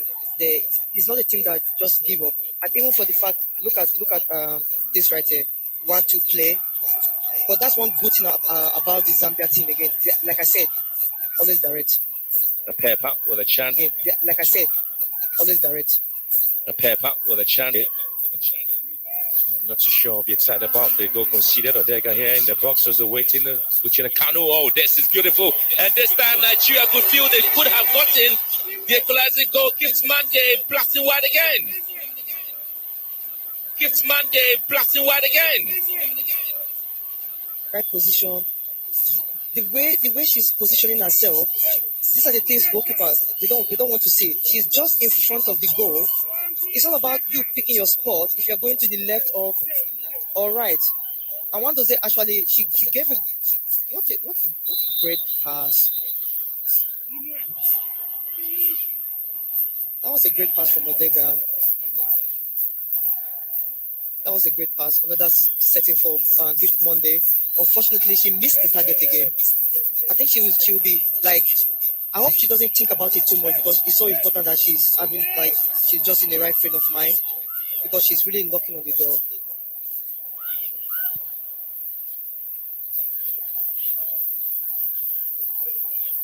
Last season, Gift Monday scooped 3 awards. Top scorer with 12 goals, player of the season, woman of the match awards in the last game with 12 goals, player of the season, woman of the match awards in the last game, but really been given a start in the team. And now that she's given opportunity to have a full start, she's been missing some glorious and quality chances there for Nigeria. You can tell like the kind of player that Gift Monday.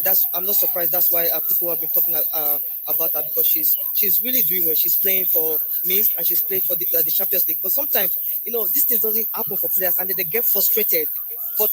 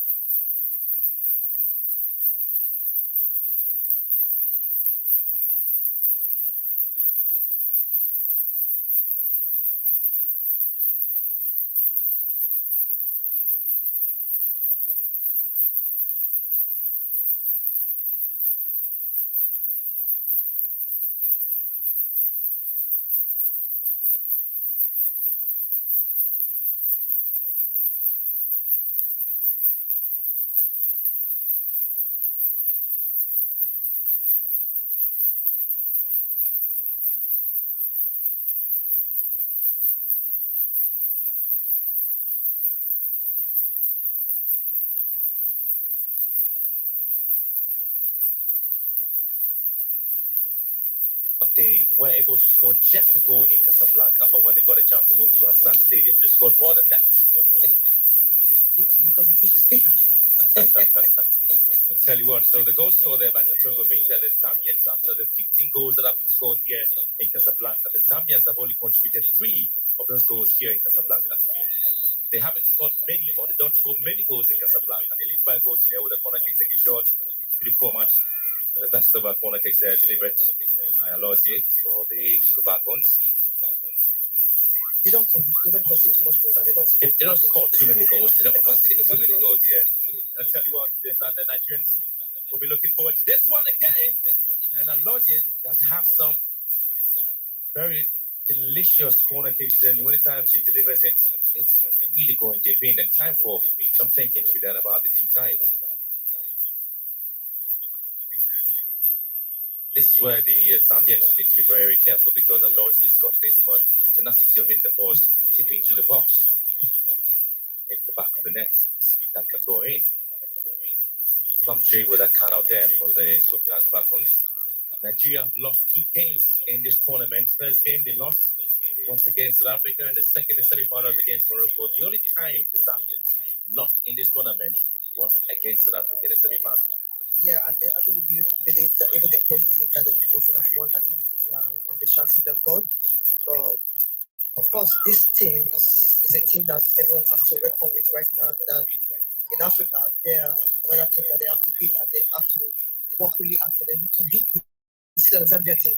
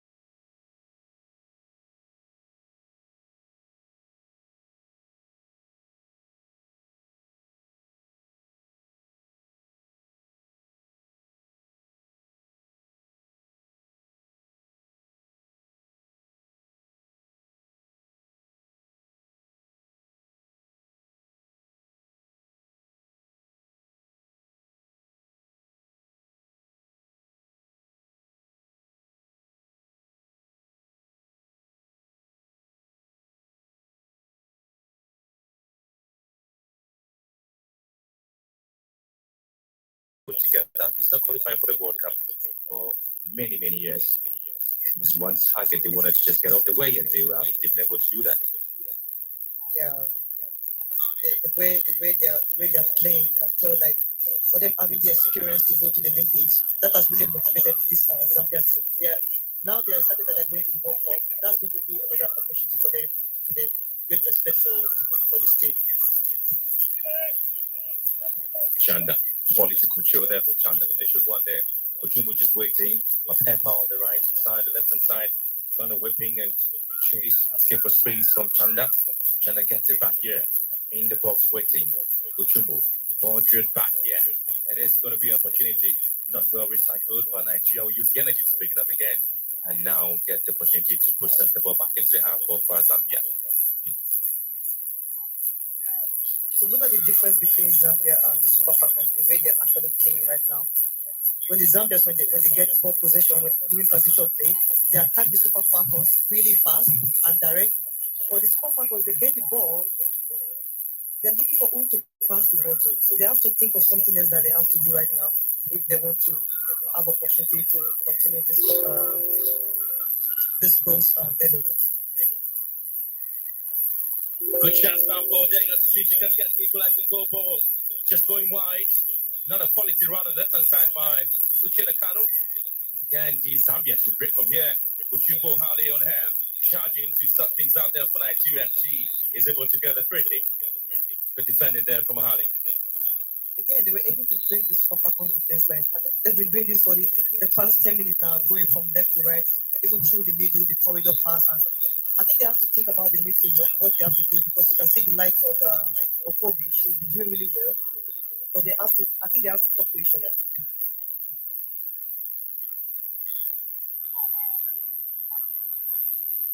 I can't have this great opportunity here.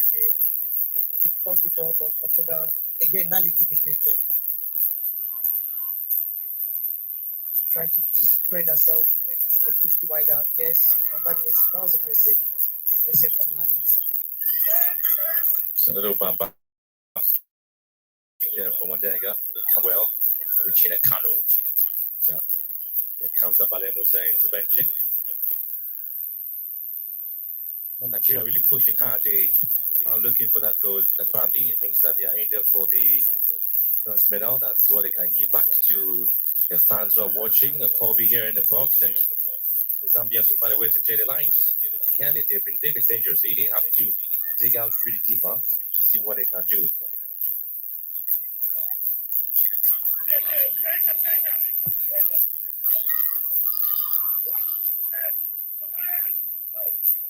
To see the run there from Nigeria and how they settling the balls and getting spaces behind the back line of the Zambians. They were looking for that intricate pass and hasn't really come up pretty well.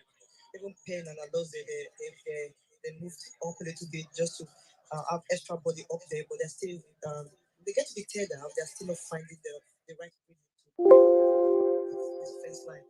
Another thing with this Zambian team is for them to have a go ahead over Super Falcons. I think they're going to fight to keep the scoreline the way it is right now.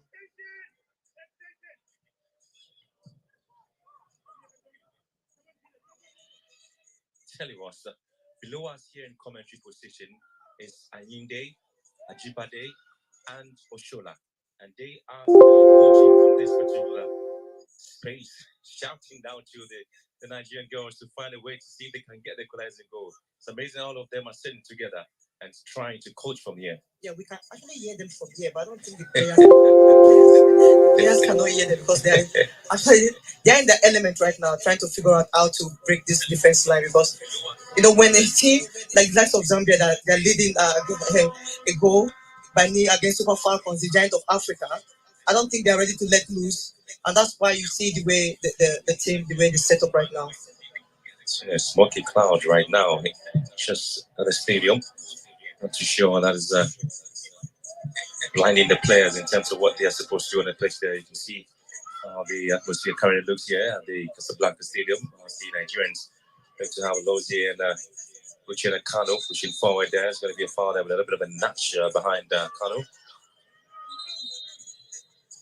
We're trying to have some things out, see what happens as we approach the last 20 minutes of the game, and still Nigeria nil, Zambia 1.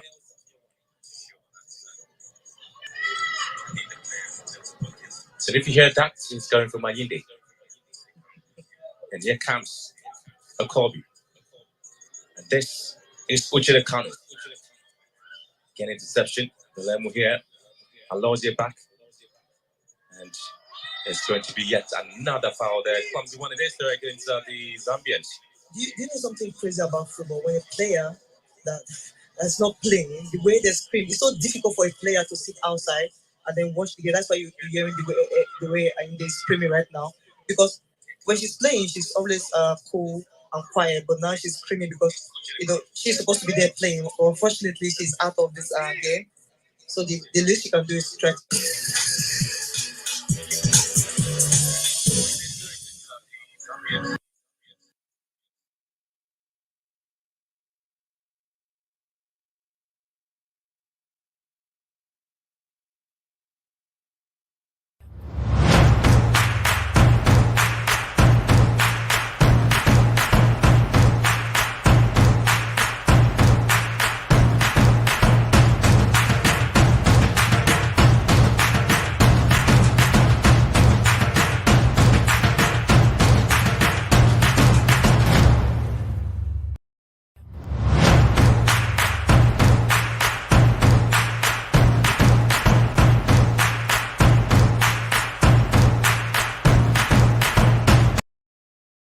Been taken up by the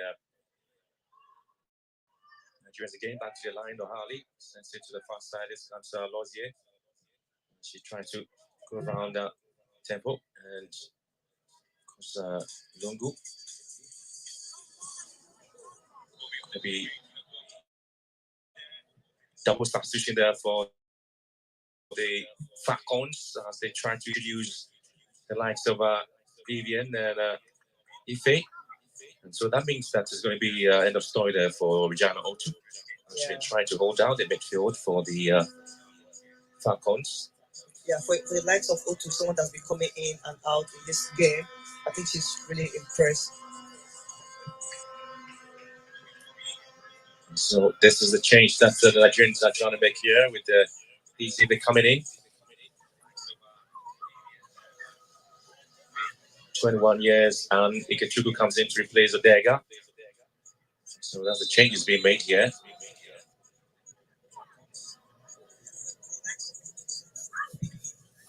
Mentality that the Super Falcons have, but Nigeria to see what try to always look doing on board.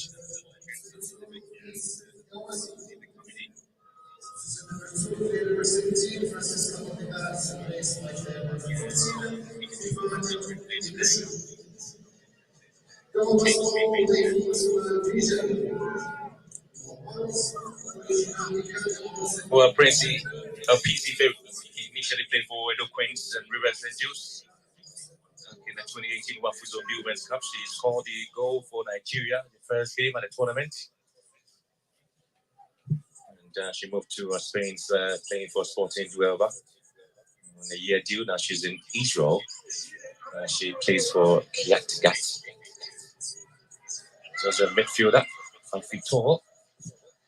Still going to be a little bit of balls back into the midfield line there by the Zambians. It just indicates how they are pretty much not in a hurry. They always were able to round things up at the defense line and prevent almost everybody from creating problems for them, the Zambians. Yeah, you can see the ways that they're playing right now. They're trying to take the space away from the Super Falcons. And the Super Falcons, whenever they're trying to go, try to beat the defense line, they try to always look for space on the side. But now the Zambians, they've taken the space away. And when you see 10 players behind the ball, you know that's big trouble because you have to find a way to beat this team. And the way they set up right now, I think Super Falcons, they have to find another way to beat the Zambia defense line.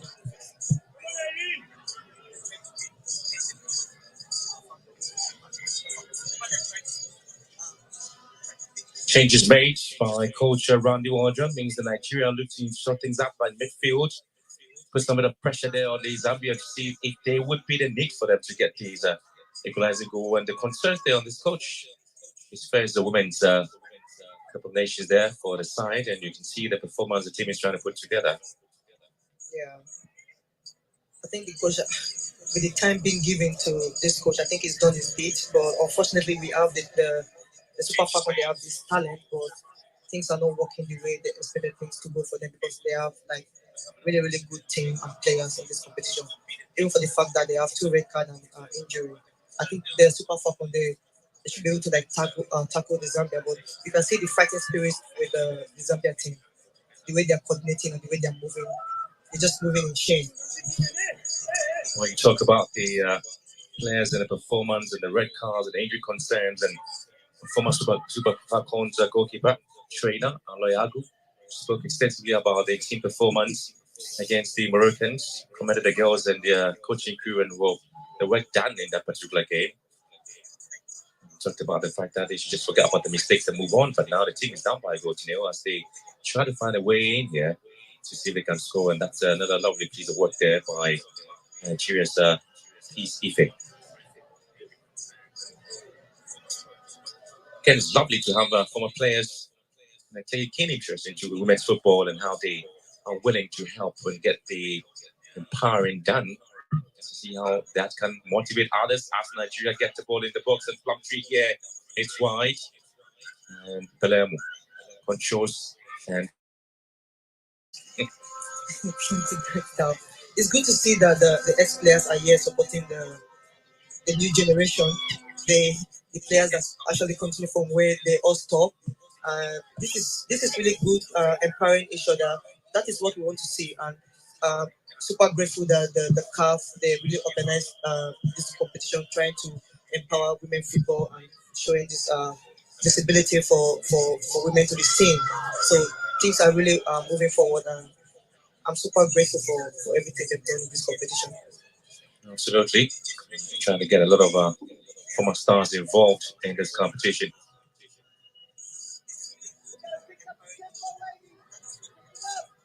There's a need for Christian to see if she can score there. The last time the Zambians played and conceded a goal against the Senegalese, they rallied back to equalize and stretch the game to penalty shootouts, where they won against the Senegalese.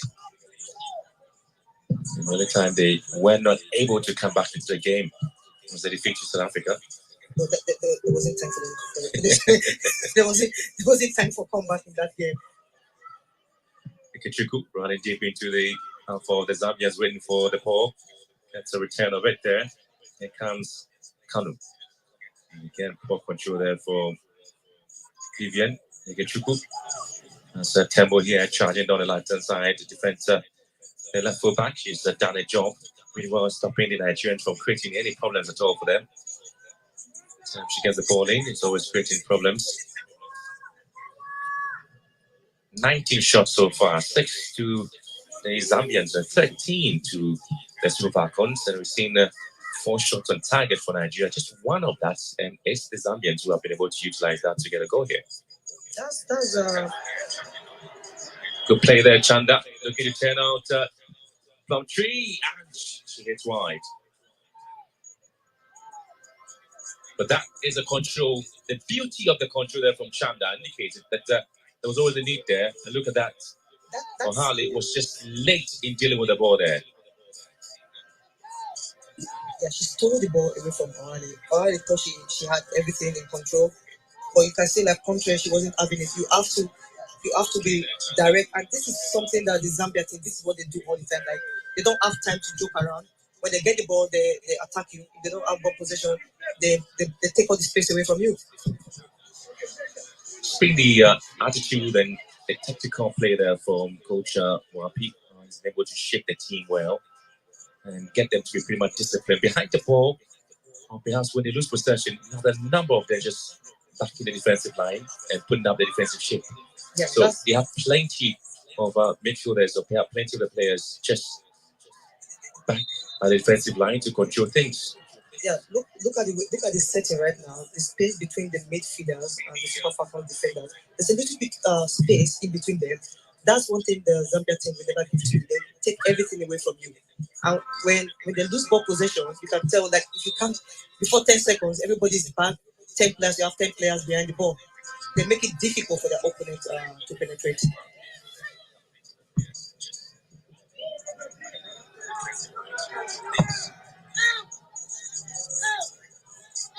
One was Jane hitting the ball wide against pretty much a 4-1.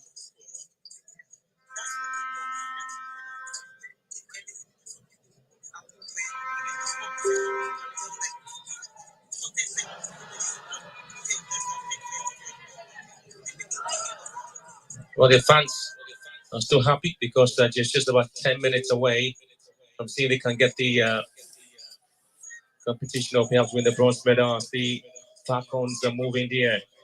Still Nigeria. Looking for space behind the back for the Zambians again. And here comes Ife, finds Kanu. And this is a Kobe. She's got space, she's got the power to shoot. And Tembo with a clearance here. Only as far as Alozie.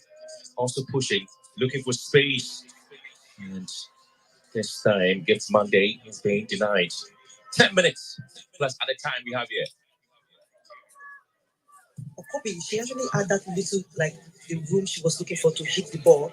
But of course, she saw another opening for her to pass the ball, which she wasn't selfish about. That was a very good play from Kobe. But fortunately, again, during the third down, they didn't hit the target. Try to get the ball to where they want to get the ball to.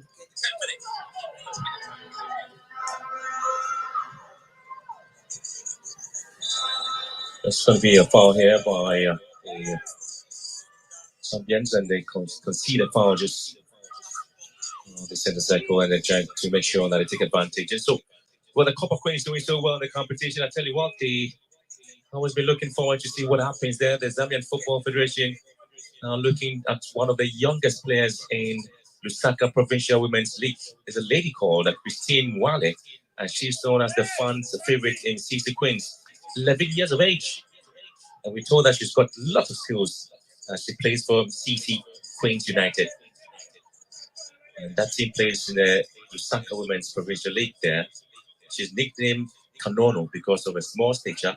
And she's a household name in the CC. And of course, the fans love her. And that is why this team is an inspiration to that 11-year-old. And that's how come the Zambians are looking to empower her. Maybe she can be the great leader in Zambia. These are the things we want to say. Like, you know, we have young girls watching right now that are looking forward to. Again, you're looking forward to that, and header goes out here. Nigeria, it's Ichena Kanu. So the empowering is on. If you're 11 years and you still can't play and you can do it well, like Christiana is doing in Zambia, there's a chance that this team is definitely creating opportunities for others as Kanu missing his chance. Yeah, this is really good. What the Zambia, what they are doing right now, like what you just said, you know, there are young girls watching all over the world, even in our continent. They can look up to these young ladies right there and then think like, yes, I can also do it. Look at the likes of Mapepa and the Shanda, what they are doing. Look at the likes of Oshumba, Kotango, and the rest of them. The likes of Nelly also. We have goalkeepers that are looking up to her to say, yes, this is my role model. So this is actually good for women football. Lieutenant Payne trying to get the return. The Zambians will clear the lines to give any opportunity at all to the Nigerians. Lungu's been also quiet in midfield, but she's been able to close in the gaps and the spaces created by the Zambian midfielders. Actually, from here. Kanu picked away from here. Is Lungu. Pretty charged for it. Shumbu, Chanda, inspiring players in Zambia. And Chanda gets it away, but only as far as the Nigerian territory. Nobody there to pick it up. Yeah, she was actually looking for Mapepa right there. You can see the idea was there, but she didn't hit the target. There was no force on the ball to get to Mapepa, but you can tell that it was a good idea. Because if she was able to get to Mapepa, that's another good play from the Zambia team. Punches ball in. And again, it's a good moment. Tempo looking to break it down. Nigeria will have to shoot this one. It goes wide. Ikechukwu.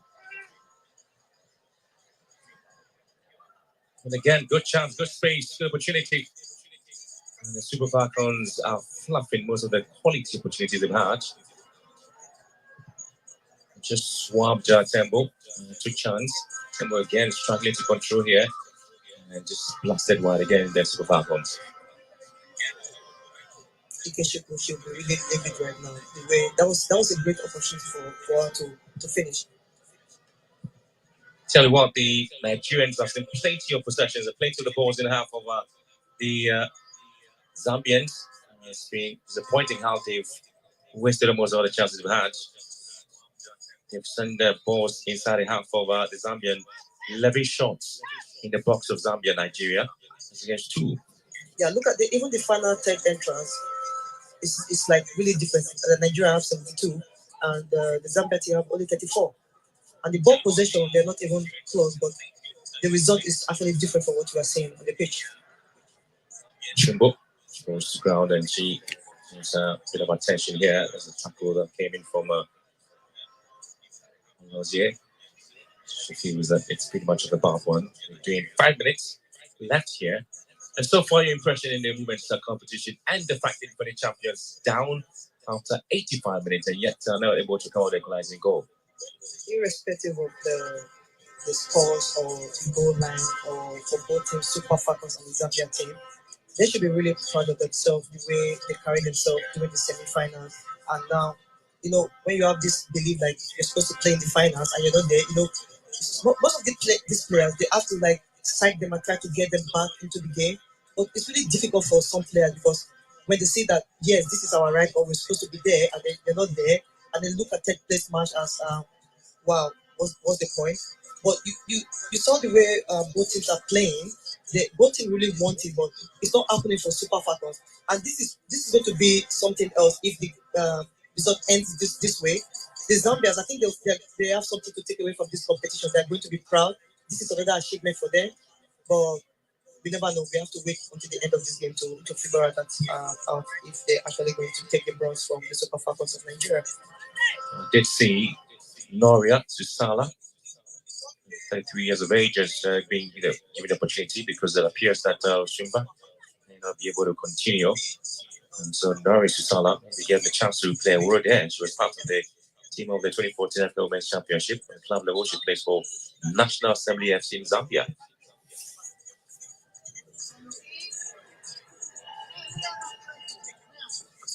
And so there, Susala with a 20 check. And she might be given a chance to play a role in this game. It's going to be another change.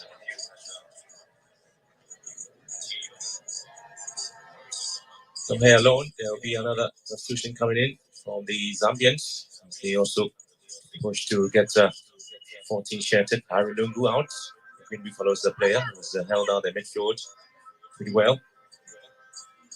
And so Mary Wilumbe, the Red Arrows player, Mary Wilumbe, is going to give him a chance to also play a role. And so this is going to be a time there for another midfield shuffle in the team as we just almost get ready to the game as Susala comes in.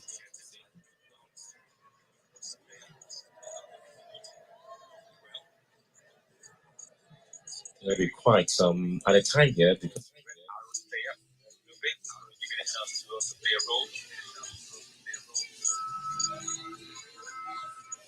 so this is going to be a time there for another midfield shuffle in the team as we just almost get ready to the game. So Susala comes in.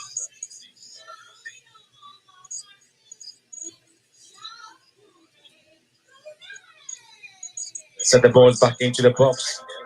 Zambia desperately let it away. You can tell there's always 2 to 3 players on the ball. They're not even giving the Super Falcons any chance to create an opportunity when they get to the header.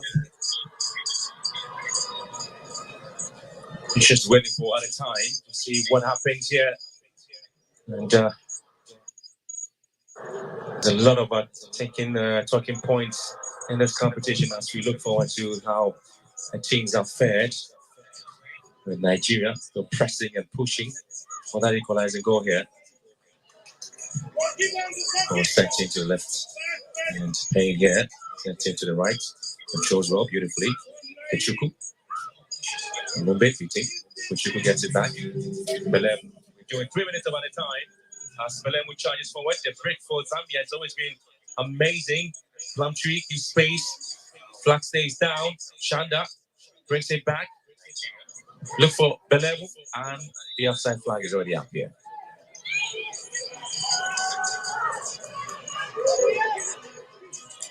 You can see the nervousness in the Super Falcons with the bench.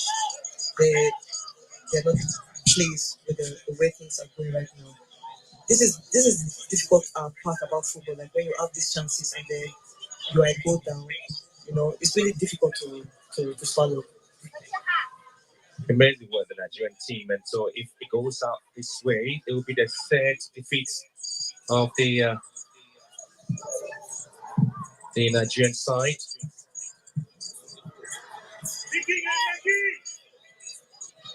The interesting bit about the side is that if you look at the competition and what they have done, the expectation is that the likes of Chanda are not going to surprise the team as ball sent into the left-hand side of attack there for Zambia to see if they can get it back into the box of Nigeria. Sends back to Temple. Gets it down and they want to recycle it and get it done. Impression so far in the competition, Rachel? Yeah, you can see the likes of the technical and tactical aspect has improved in this competition. The way the way they've played and the way they've tackled even the debutants, the way they've carried themselves in this competition, and then the way the path, the way they organize, and then the way they try to bring everyone into this competition has been really really impressive for the organization. Hopefully, we get to see more debutants in the future. Probably get more teams to come down and showcase so that we have more people to look up to, like different nations, because we want to develop more women football in Africa. And you can see the way things are going right now, and things are really moving in a positive way. Seconds away for history to be made in the competition. It is interesting how the historical moments and scripts will be put together. And Nigeria would say that they have really seen a competition that they've held so high, dominant in terms of achievement. It appears that is fading and has faded in Morocco. As we get ready to see what Ahmed Omer will be saying as the seconds of the clock continue to tick pretty fast. It's time 10 minutes to see the end of the game. Seconds, I should say, but that will be pretty much enough time to see what happens.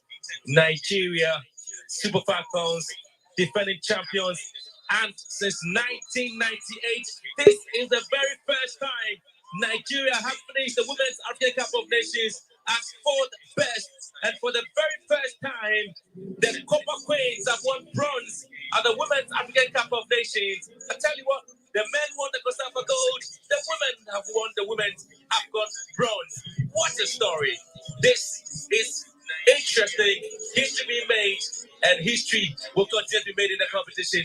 The first time qualified for the Women's World Cup, and Zambia have made history in the competition, and Lusaka is now going to build. Lots of celebration back home. Men, women have done their best. It finished Nigeria 0, Zambia 1.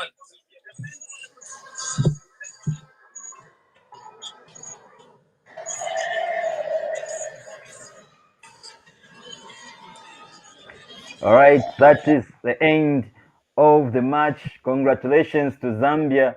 Wow. Lawrence, like we said when we came here during the halftime, that it will end 1-0.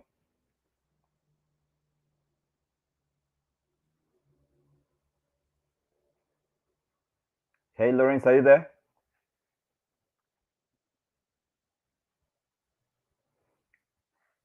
All right, seems Lawrence is not yet ready for me, but it's a big congratulations to the Shipolopolo ladies of Zambia, or the Copper Queens, whichever name that you want to use.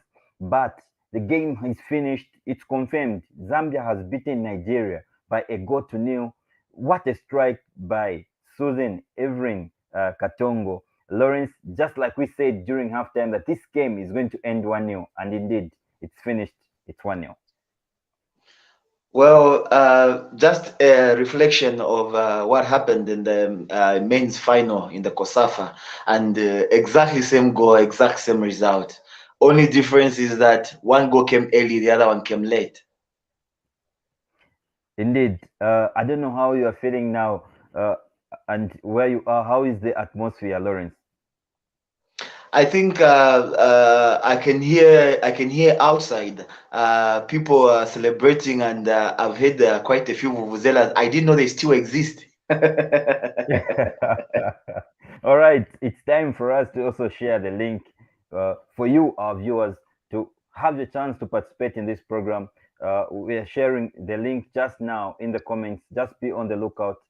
There's going to be a link where you can just click, and boom, you'll be in the studios.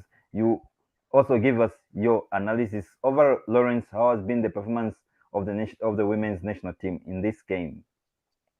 A very spirited performance actually throughout the tournament.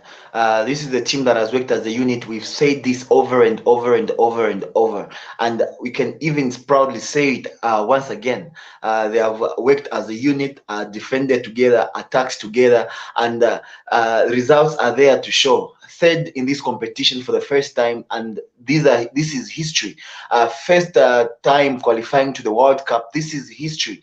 We are looking at a representation at the World Cup. I mean, for the very first time, when in fact even the men have never been to the World Cup. As much as we have been supporting them over and over the years, they have never taken us to the World Cup. But these women have done it. World Cup, here we come. Indeed, World Cup, here we come, and be on the lookout, because this time it will be a complete national team. Barbara Banda will be featuring. Kunda Nanji will be there. Rachel Natural will be there. Lawrence, it's going to be fireworks at the World Cup. It's going to be fireworks at the World Cup, actually. I can't wait. I wish we could fast forward the time, push the time so that the World Cup can start tomorrow, because I can't just wait to see what these ladies can do. And I just hope we keep this team together as a unit, because it will work wonders for us. As things are right now, keep this team together. Take care of the team. I mean, this is exactly what we need. These are national assets, Lawrence. We need to take care of them, indeed. Yeah, we need to take care of them. And actually, I think not so long ago, I saw a post from one renowned musician, Peter Senzagaze, saying whoever tries to even impregnate any of those should be arrested and sent to jail.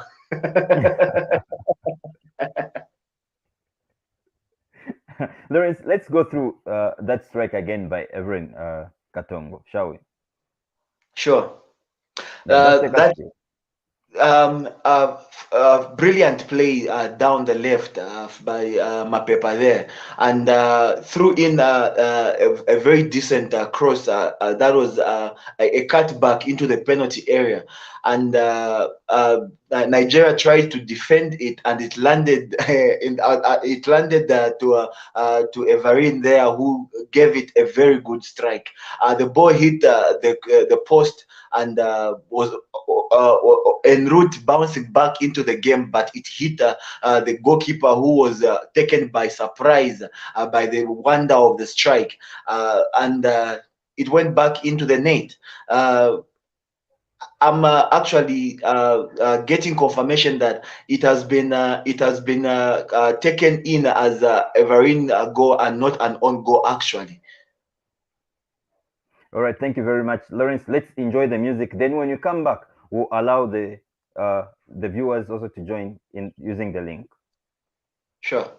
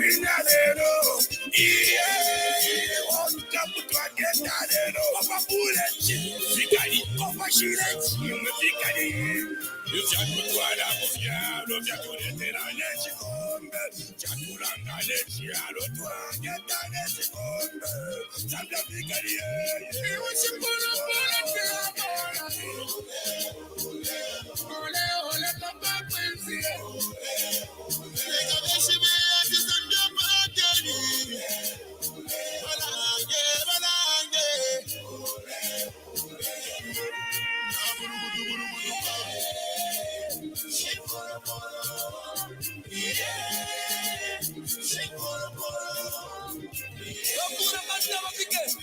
Gracie Chanda. Tushoma mwemba. Angile simu sasa. Mapepa. Mazatembo. Agire Tiferem. Nani? Kibiri ni Katongo. Oseke. Irene Rungu. Kabani Fikunkushe. Very Wirombe. Anita Mulenga. Loda Chirenga.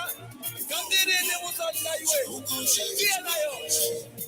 Loda Sosara. Esita Banda. Esita Simpuko. Iwe. Sotizi. Soto. Natasha Nanyangwe. Sosi. Zulu. Natisha Narungu Iwe. Adeo. Chitundu. Chitonto Shen.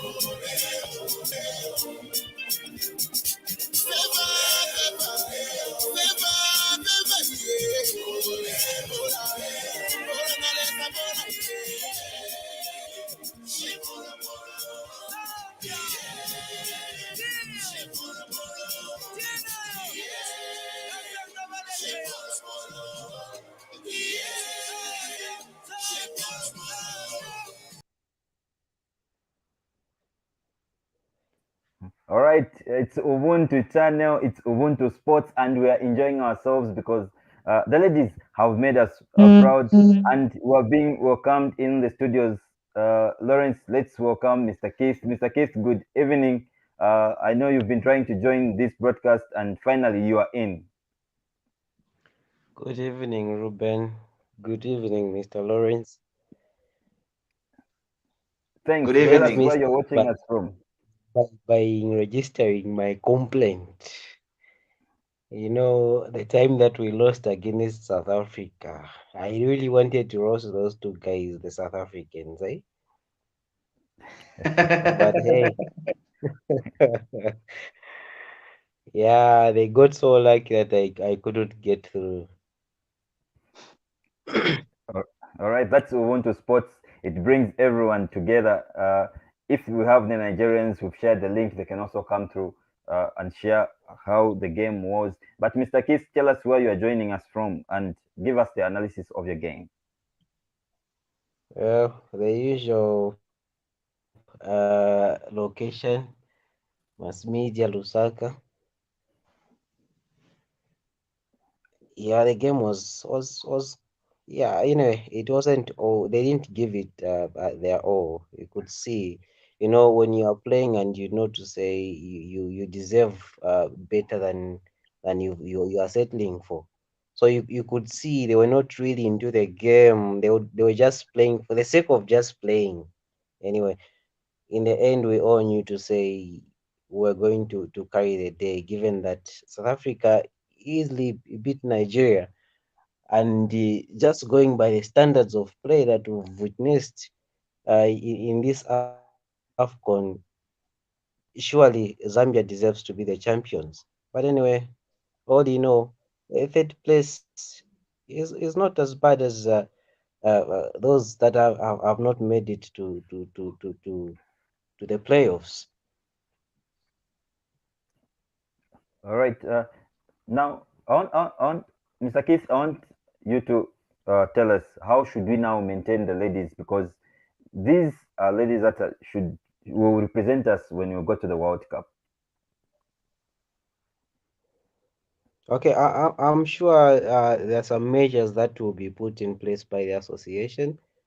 We're talking of mentoring the girls in terms of how they are going to keep themselves safe, how they're going to manage whatever financial resources that are going to be given to them, given that every stage they were going ahead, they were being given some bonus. For sure, these girls need to be taught. We're talking of some financial literacy there. So I'm sure the association Yes. maybe is going to make some plans to make sure that they are taught in terms of how they're going to manage their finances.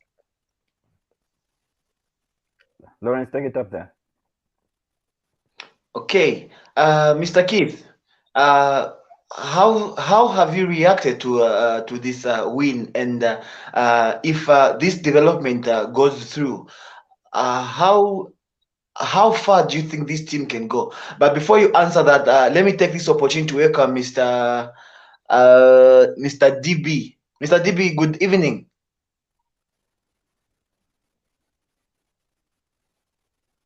Mr. DB, can you hear us?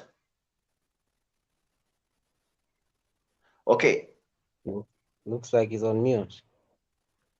No, he's not on mute. I think he can't just hear us or something. But unfortunately, since you are here, I can take it up. I think you remember the questions.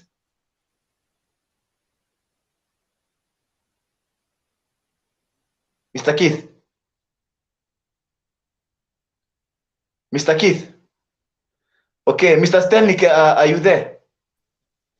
Yes, I'm here. I'm here. All right. The question is, Mr. Nyamba, Mr. Gift, how are you? My brother, I'm okay. I'm very, very excited. I can see your face is glowing. Please share where you are joining us from. Yes, I'm joining you from Relay East here within Lusaka. And Awesome stuff. I'm very, very excited. I've watched the whole game. Our Copper Queens are a splendid team and first rocking within Africa and even outside Africa. I think other countries such as Spain, UK, and the United States, they are shaking, Mr. my Gift, brother. Yes. I want to hear something from you. I think let's just see how far this team, this team has, how much this team has beaten your expectations. At the start of the tournament, where did you think this team will end, and how far have they beaten your expectations? My brother, to tell you the truth, facts have to be put forward. We never expected such a performance, especially the free kicks from the midfield, where a distance which can measure about 50 meters, ladies for that matter, shooting across the ground and enters unexpected is beyond imagination. Zambia really is a very good country to live in. And I'm very happy to be a Zambian today. And God bless all these ladies. And I was even happy, my brother, hearing from one of our friends who was saying, if one of us is going to impregnate these ladies, let that person go for life jail. Thank you very much, Mr. Gift. And in the studios again, we've been joined by Mr. Hopkins. Mr. Hopkins, good evening. I don't know if it's good afternoon, but tell us where you are joining us from. I'm Hopkins. Actually, I'm joining you from Beijing, China, right now. And all right. It's unfortunately that. Oh, he's back. He's back, Lawrence. But yes, Mr. Hopkins. It's 6 a.m. right now, and I'm just so happy that I've been watching all these games. And for me and my brother Johnson have been watching these games as late as you can imagine, because they play around 9 o'clock, 7 o'clock. For us here, it's like really, really, really late. But I really want to say that Mapeta girl, Mapeta and Chanda, those girls are really doing a very good job in terms of the attack, because and then we'll talk about the ones behind. I don't know the names really, but Nali today in the goal, she was really, really good. And continuing to look at the match itself, that was really because we're supposed to be in the final today. I'm telling you to say, in Beijing, we were like 4 people. We didn't even sleep that night when that penalty was given. We didn't sleep. I'm telling you. You see, I'm wearing Arsenal, right? I'm not promoting Arsenal, but I'm wearing this one. You see me. So we actually went outside and we couldn't sleep until 9 o'clock in the evening, waiting for them to review the game. This is what happened here. But anyway, that one aside, we are really happy for the girls. And I'm really, really happy that these girls can go as this far to get the bronze. Really, really nice for Zambia. Thanks, Mr. Hopkins. There. And by the way,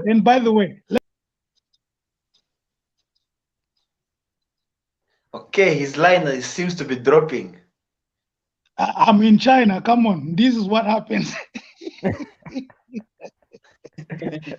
Anyway, I just wanted to say one more thing. The Ubuntu channel, really, when I discovered this one, is really, you guys are doing a really good job. We can change a little bit of some things, but actually, you are doing a good job, really, really. We appreciate your support. We appreciate so much. Thank you. Thank you. Lawrence, let me try to go to Mr. Mwanza. Mwanza, in the tournament where no one expected us to do these wonders, no one expected us to reach this far. Mwanza, muchikama mchitundu chanu, because I'm sure that the people from the East are watching you. Mungakamipo bwanji pa the tournament. I tournament yaleta kukondwera maningi. Manje aba bakubenjini mwatu bazamvera. Akumva. Makumverani Mwanza. Makumverani. Makumverani. Okay. Zikomo. Imama. Yeah, so tournament yaleta kukondwera maningi, like you can see the faces. Pachiyambi nezinakamana ti monga kuline ndiye final yamene bateya mailo ni 3rd and 4th. So ndiye final yamene yateka lero chifukwa kuti bantu bonse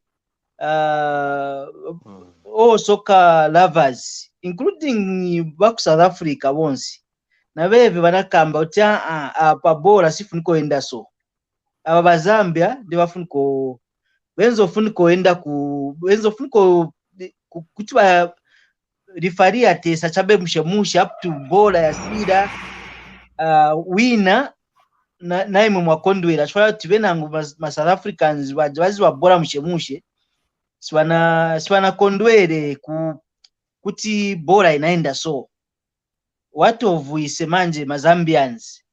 So for us since mubola vimachitika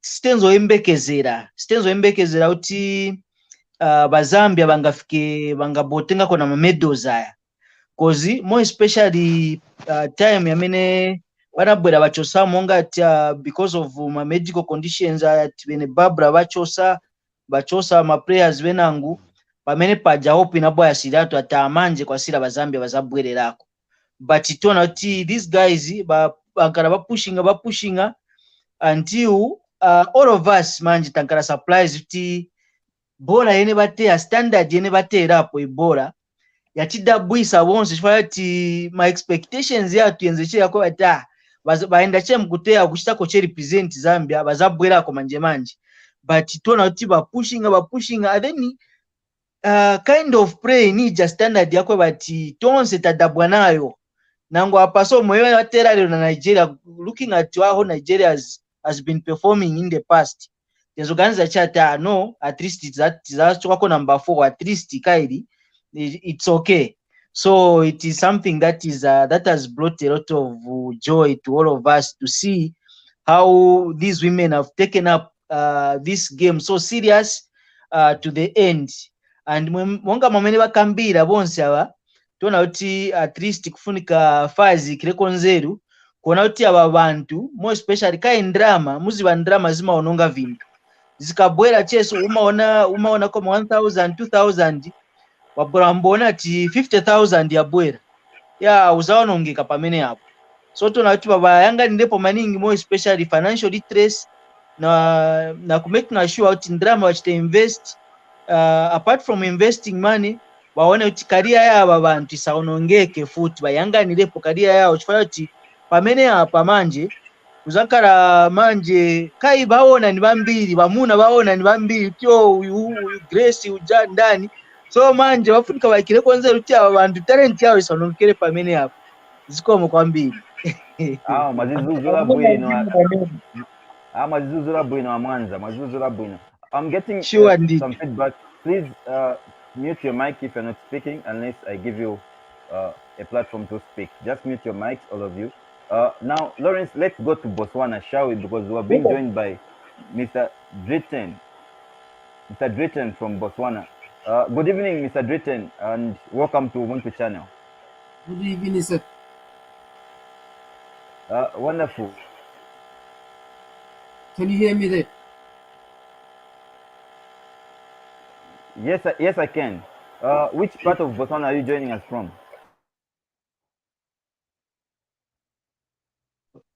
He's muted himself. There is a bit of some lagging. I'm sure he's going to hear us.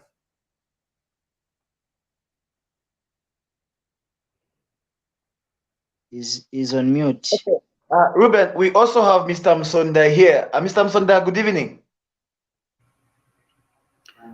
Good evening, too. Thank you. Tell us where you are joining us from and what your views on the game are. I'm joining you from Zambia, Muchinga province. Yes. Unfortunately, we've lost Mr. Msonda. I wanted him to give us the Bemba version of the analysis. Mr. Mwanza did well in the Chinyanja version. Mr. Hopkins, you can give us the China one, the Chinese version. We are getting make sure. 现在如果你们懂啊，我要说那个赞比亚那个女人的那个足球队非常棒，你知道吗？他们踢的都比别人不一样的吧？你看那个马佩帕他坐那边，他们都不好打的，你知道吗？Oh, that one is a Chinese one. Mr. Baba, can you get us now? Mr. Baba in Botswana, can you get us now? Mr. Diltemba, yeah, I can hear you now. Thank you so much for joining. Kindly tell us which part of Botswana you are and what your views on Botswana. Yeah, I was just to congratulate the team. You did well, my friend. The ladies did well. They did a good job. I think they could be at the final. It's just because they're unlucky by the referee. He's the one who put them on the third position, but they did well. They played well. They played power football today. I like that play. Even as we did well, even though we were just the first to come into this competition, but we tried our best. Yeah, no thanks. Thank you very, very much.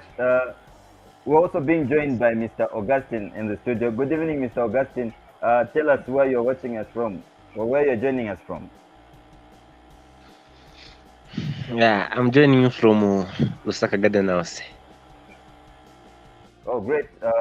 Tell us about how was the game and how has been the tournament for the Shipolo Polo or the Copper Queens? Yeah, I think the game was very enjoyable to watch. I know the performance is very impressive. No, like the girls have just performed like unexpectedly, like more than what I expected. So I think that's a very big achievement for the national team. And I think for the tournament, at the beginning, like some of our participants have said, like after getting the news that some of our key players they won't participate in the tournament, like it was a bit disappointing. But now the girls they proved to say no, they can do better, and more than everyone expected. So I think, yeah, that's also a great achievement for national team. Mr. Augustine, if you might want to run away, but before you go, I want to ask you one thing. What do you think? How do you think the fact that the star players like Barbara Banda and the others being excluded has worked in favor of the less known stars? How do you think that has worked out? Like for that question, okay, I think it has also worked out because it has also given chance for also like other players to participate and to show that they can to show that our team can even do better than even without like those some star players. So I think it has also helped us to develop to give confidence to also those younger players.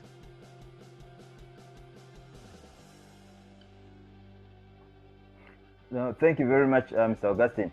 Mr. Mwanza, let me come back to you because this Chinese man seems to be very happy to be in the studios. Now, my question is,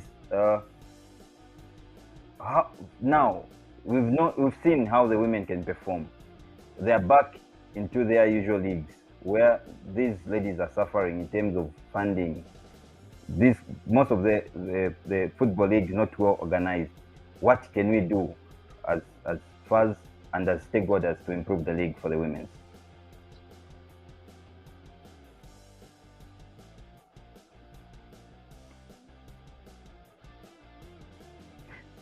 Mr. Mwanza, you're muted. Oh, sorry about that. Yeah, so I was saying the only way to the only motivation, the biggest motivation actually is money. When funding is increased in these clubs, you see to it that there'll be a lot of performance and the league would be very interesting because as you can see, just the promises which were made towards this tournament, we have seen that everyone was able to fight, even in the absence of these key players that we have been mentioning. You've seen to it that even those that have replaced, they have done their very best in terms of ensuring that those positions are kept to the par. So now, what is required at the moment is actually just to increase. I mean, we need a lot of companies to come in and pump in a lot of monies into these clubs, so that at the end of the day, these ladies, they are motivated enough to be able to compete and of course play in these leagues without challenges, because what has made the game of football for more especially for women is the fact that to be where it was, is the fact that funding was not much, even including on the national level. Funding was not there, and the performance in such instances is as a result of funding not being enough. So now all that we need is just to call upon the corporate world to be able to come in and ensure that they pump in a lot of funds, and which will be able to motivate these players to be able to put in their very best. So of course, like we've said, we will see a lot of them featuring into these international leagues because of the performance that they have put up, which is a splendid performance. Of course, beating these clubs, teams that they have beaten, and we'll see a lot of them being bought. But of course, we need to improve the funding on these home leagues. Thank you very much. We've been joined by Mr. K. Musanga. It's morning now. In Zambia here, it's morning. I don't know where you're watching us from. Please tell us where you're watching us from.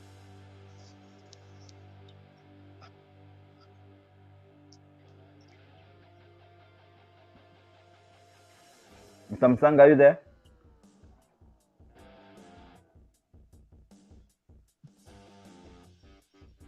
I don't think he can hear us. All the same, I think Mr. Nyambe Gift, coming back to you. Coming back to you, sir.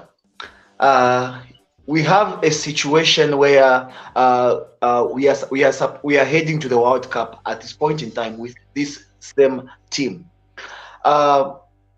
In the past, before tournaments, actually, especially for the men's national team, we have seen shoddy preparations, like the current state where we have failed to even organize proper friendlies for the men's team in readiness for the Africa Cup of Nations qualifiers.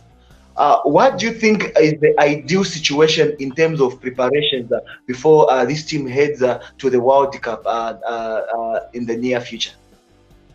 Thank you very much, my brother. To tell you the truth, failing to plan is planning to fail.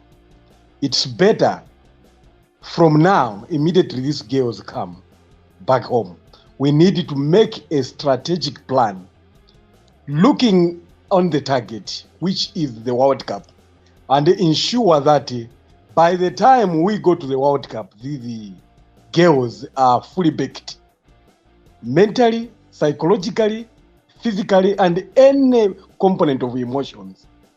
The government has to be urged from now onwards that these girls should be quarantined, put together up to the time when we are going to.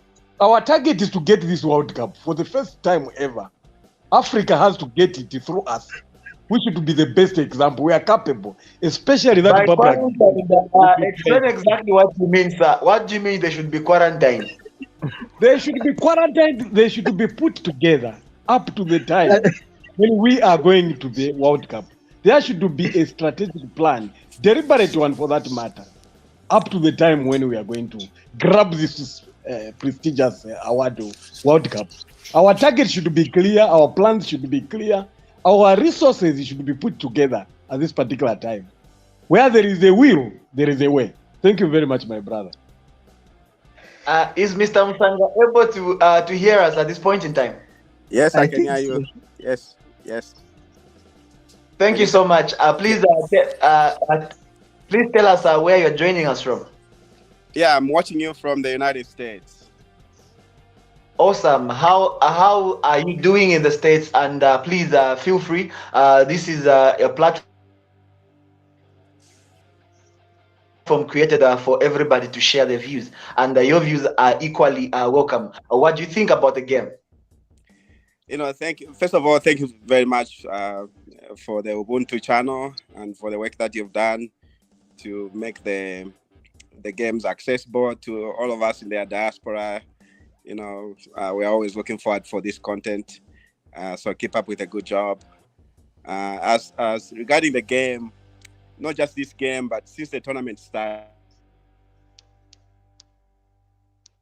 the Zambians, to see this kind of progress, as well as just the unity in the team, and you can tell that the exposure that the girls are getting through participation in the Olympics, as well as in friendly games. These are the exposures that everybody is bringing and experience. I think the results are here to see, for everybody to see. So it's a good development.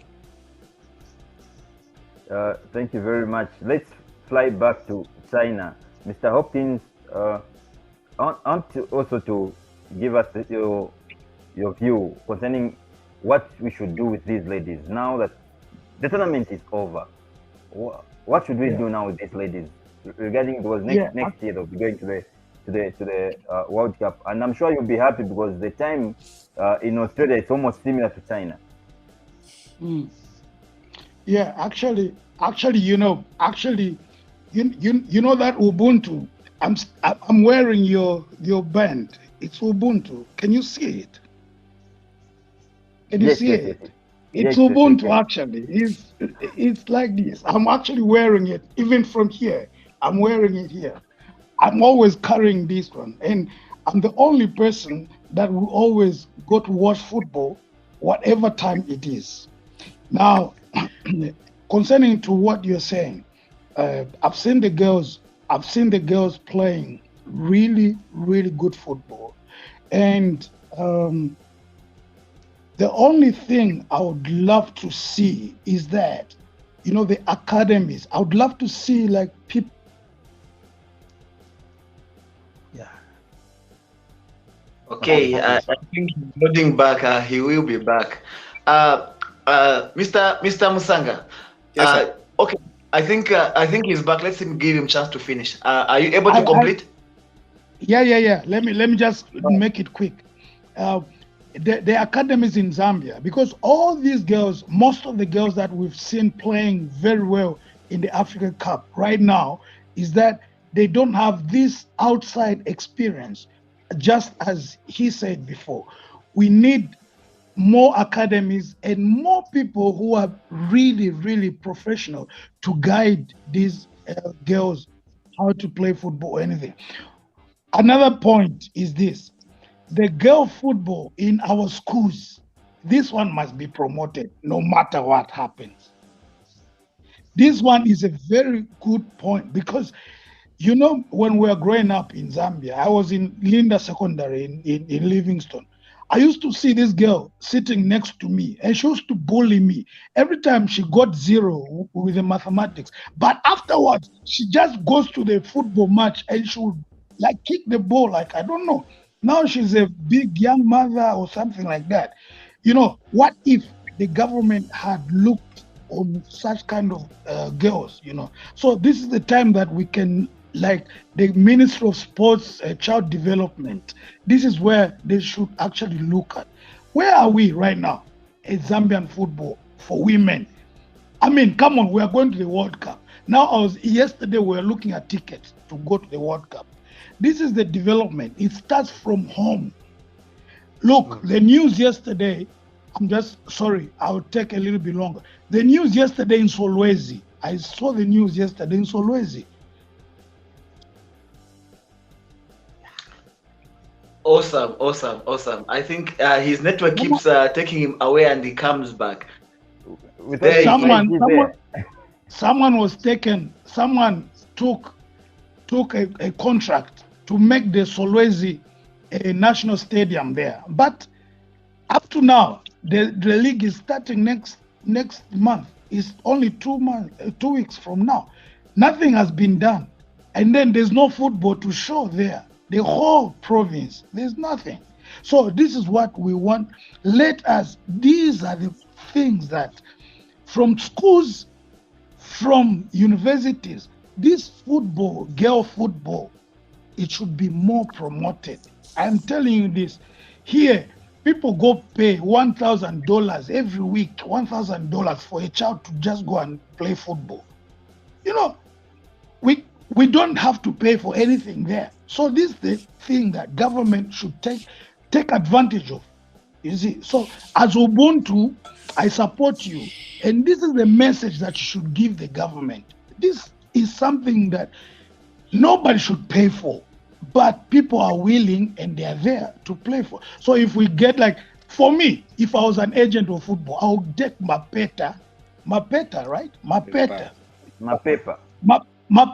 I'll get Mapepa and I'll be her agent anywhere and they'll still get her. I'm telling you the truth. So for me, girl football is the right thing to go right now. All right. Thank you. Thank you for that thought. Mr. Munasanga was coming to you. Yes. At this point in time, we are sending this team to the World Cup, and thank you so much for joining us once again. We are sending this team to the World Cup. How do you look at the mentality, knowing very well that not long ago they were at the Olympics and they were getting thrashed 10-3 by Netherlands and all that, and those are the teams they are going to find at the World Cup. what do you think is the mental state in the girls' minds looking at those kinds of scorelines? Just like even in the men's football, I think we've seen those kind of, especially for newcomers, they're always, it's not like Zambia will just go there and win the World Cup for this first time. I'm not saying they're not going to do well. I'm just being sincere that, just exposure and playing at the highest level, these are the things that they need. And, like the AFCON or the WAFCON tournament has kind of exposed them to playing at the higher level, playing as like they're going into a tournament rather than playing as if they're playing a friendly game. The mindset, needs to be continue to develop, not just at this level, but even the World Cup is going to be a little bit good exposure for them. At the same time, they just have to prepare and not just to grow big-headed. I think these are the downfall that we have as a nation. Every time we score a bit of success, we become big-headed and stop putting in the necessary effort that is required. So this should be actually the beginning of the preparation to the World Cup rather than the end of the tournament. So the tournament should be the starting point for the preparation to the World Cup. Awesome stuff. I think let's take this opportunity to welcome Himba there. Himba, can you hear us? Reuben, Lawrence, ndinensansa Zambia balange kutea pola pupuze. You men are jealous. Tatimba, we've won. We are growing big-headed. So you can say what you want. Not do it. Nah. Super queen. Awesome to hear from you, Himba, joining us right from the UK at this point in time. Himba, just tell us. I think being the only one representing the other gender in this space at this point in time, how proud are you as women at this point in time, looking at this achievement that the women's team has managed to accomplish at this point in time? Yeah, Tata. You don't know how proud we are. It's because we've even told the other gender on the left that this gender on the left, wait, whenever I show my penalty, what do we not say actually? This gender, no prepare my BP every day. But look at us. Okay, the girls, they've done it. We are proud of them. That was brilliant. What can we say? That was fantastic. I only hope this gender on the left side, it has learned one or two things from the game. Thank you, Reuben. Thank you very much, Himba. Your quick reaction, Mr. Gift.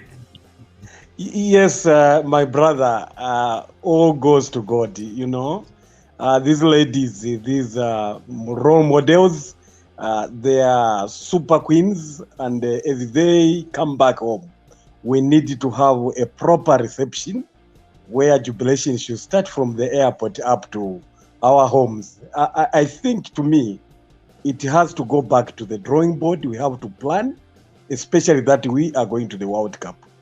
We should not, and I repeat, we should not take it for granted. We know we have the talent, but the talent needs knowledge management. Yes, sir. Mr. Nyambe, I was told that the drawing board was stolen. No. Going into such a big tournament like the World Cup, it requires knowledge management. It requires that you need to instill a component of discipline and integrity in the team members. They need to understand that the whole nation hankers our trust and hope in them. So they should know exactly what is on their shoulders going forward. So it is very, very principal important that everybody within the team should be given a lecture and be able to be made to understand through knowledge management that they are here to stand for the whole country. They have to die a little. But above all, these are queens, these are winners, these are our people we can put in esteem going forward. And I thank God for their lives, wishing them the best, and I'll be there at the airport to receive them. Thank you. All right, let me bring Mr. Msanga. I'm sure you followed all the games for the Copa Queens. Which player would you name from the Zambian side? You'd say this is the player of the tournament. Yeah, that's a tough one. The team is very talented. I think, in my opinion, I think Chitundu and Mapepa, as well as Chanda, those are high performers in this team. Very consistent. Even the back four, it's really hard to pick winners and losers, in a team that you are supporting as a team. But looking at the performance, I think those are my standout players in this tournament. Reuben, at this point in time, let's request for some messages that have come in from the viewers. Mr. Producer, if you can give us some messages so that we can just try and see some thoughts from out there. Okay, we have Mary Kingdom Changer saying they have brought fresh breath in the soccer game of women now. Yeah, I agree with that one. Yeah, very true. Very, very true. Jean Siwo says, congratulations again, our sisters. I told you that you are going to be third place. Enjoy it, Zambian ladies. Thank you so much. Next one. I like the work of the studio. Thank you for being the voice of us. Continue working hard, Mr. Reuben and Mr. Lawrence. I'm enjoying your presentation, my country people. Thank you, Mr. Msonda. Francis Banda says a big congratulations to the whole Zambia for the big support. Awesome stuff.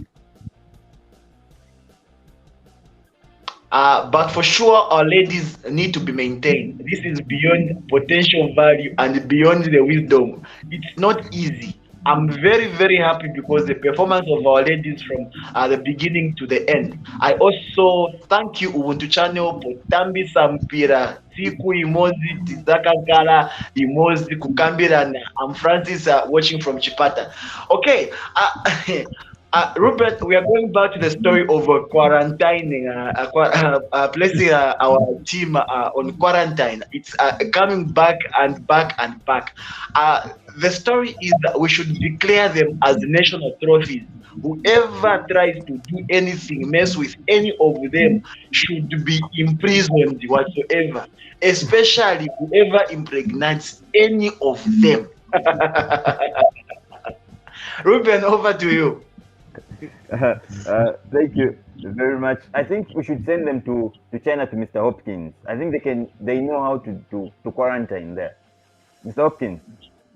Yeah, I was laughing about it, I was like,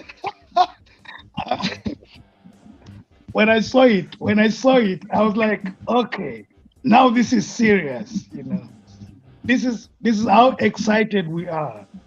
But then, everyone has their own choice, their own life. It's to sleep with someone, you have to think a lot, and then to win a cup, you also have to think a lot. So it depends on you what you want to get first.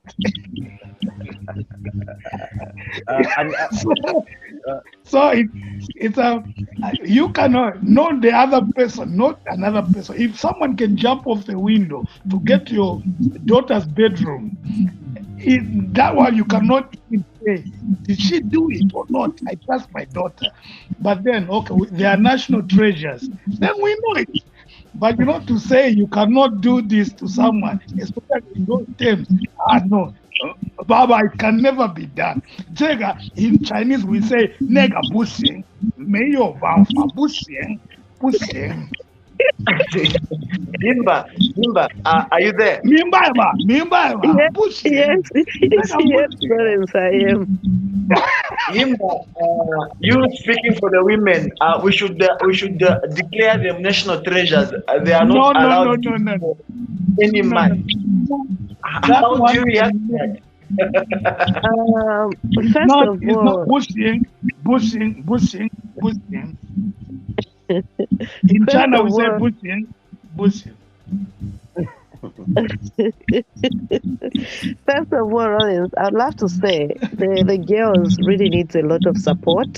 This support should also be psychological support. I think this is what even our men are lacking. They are not really supported psychologically. So I would appeal to the leaders to look at these players psychologically and take them that they are human beings. They need to be protected. They need to be looked after.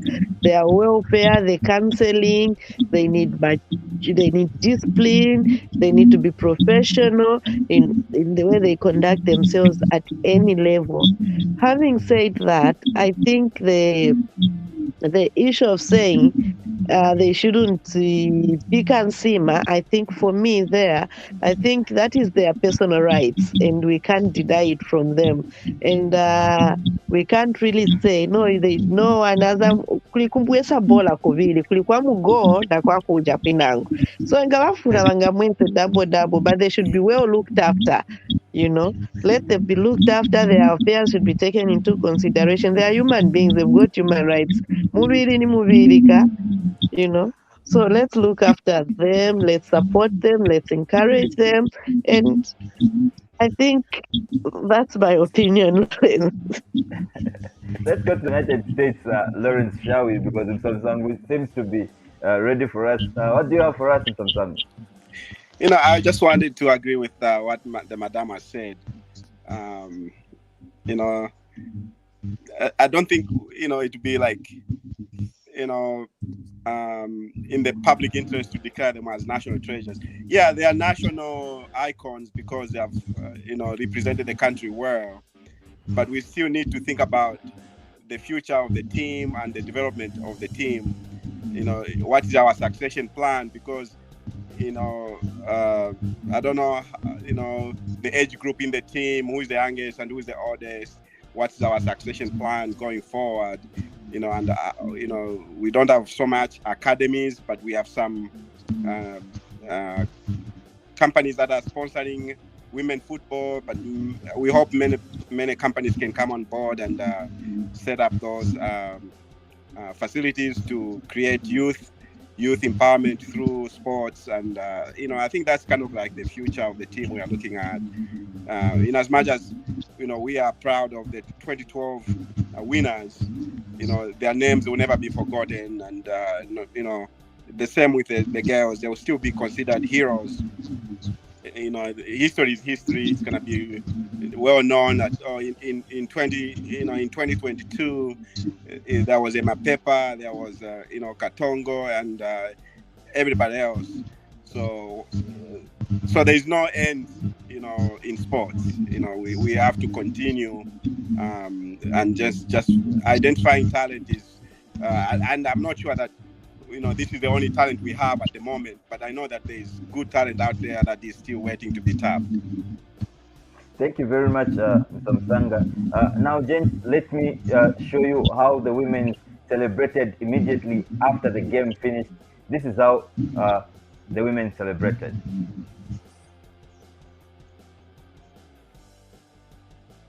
Now to Zambia, edging out Nigeria, defending champions. This is a pure moment of glory. This is a pure moment of favor, they say, and they will continue to celebrate this one, and they will continue to think that they have also gone home with something. They came with a plan, they came with a purpose, and they now are decided to look up to. As officials bid adios to Casablanca. This is the final game here at the Casablanca Stadium. Means that charges will be on, and the major talking point once again, everybody will be in Rabat for that final game, the very first final match, perhaps the final for the Women's African Cup of Nations, and of course the final match that we've seen how it will play out in Rabat, and of course the very first final appearance for Morocco in that competition. In that, South Africa were in the finals back in 2018, lost to Nigeria, and for the second time in a row, South Africa back in the final, and this time the position is the host nation, Morocco. And so from us here in Casablanca, it is certainly a story to be told. Yet it will continue to come in the next time this competition is called the Rooster. It's played out. Remember, Zambia edged out Nigeria, defending champions, to win the bronze medal and also qualifying for the first time to the Women's World Cup in Australia and New Zealand.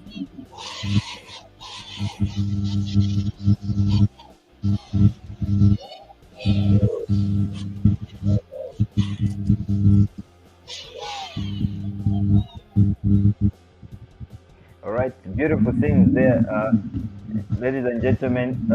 No one thought that you would ever see such scenes at the Women's Africa Cup of Nations. Let me get a quick comment from you, Mr. Mwanza.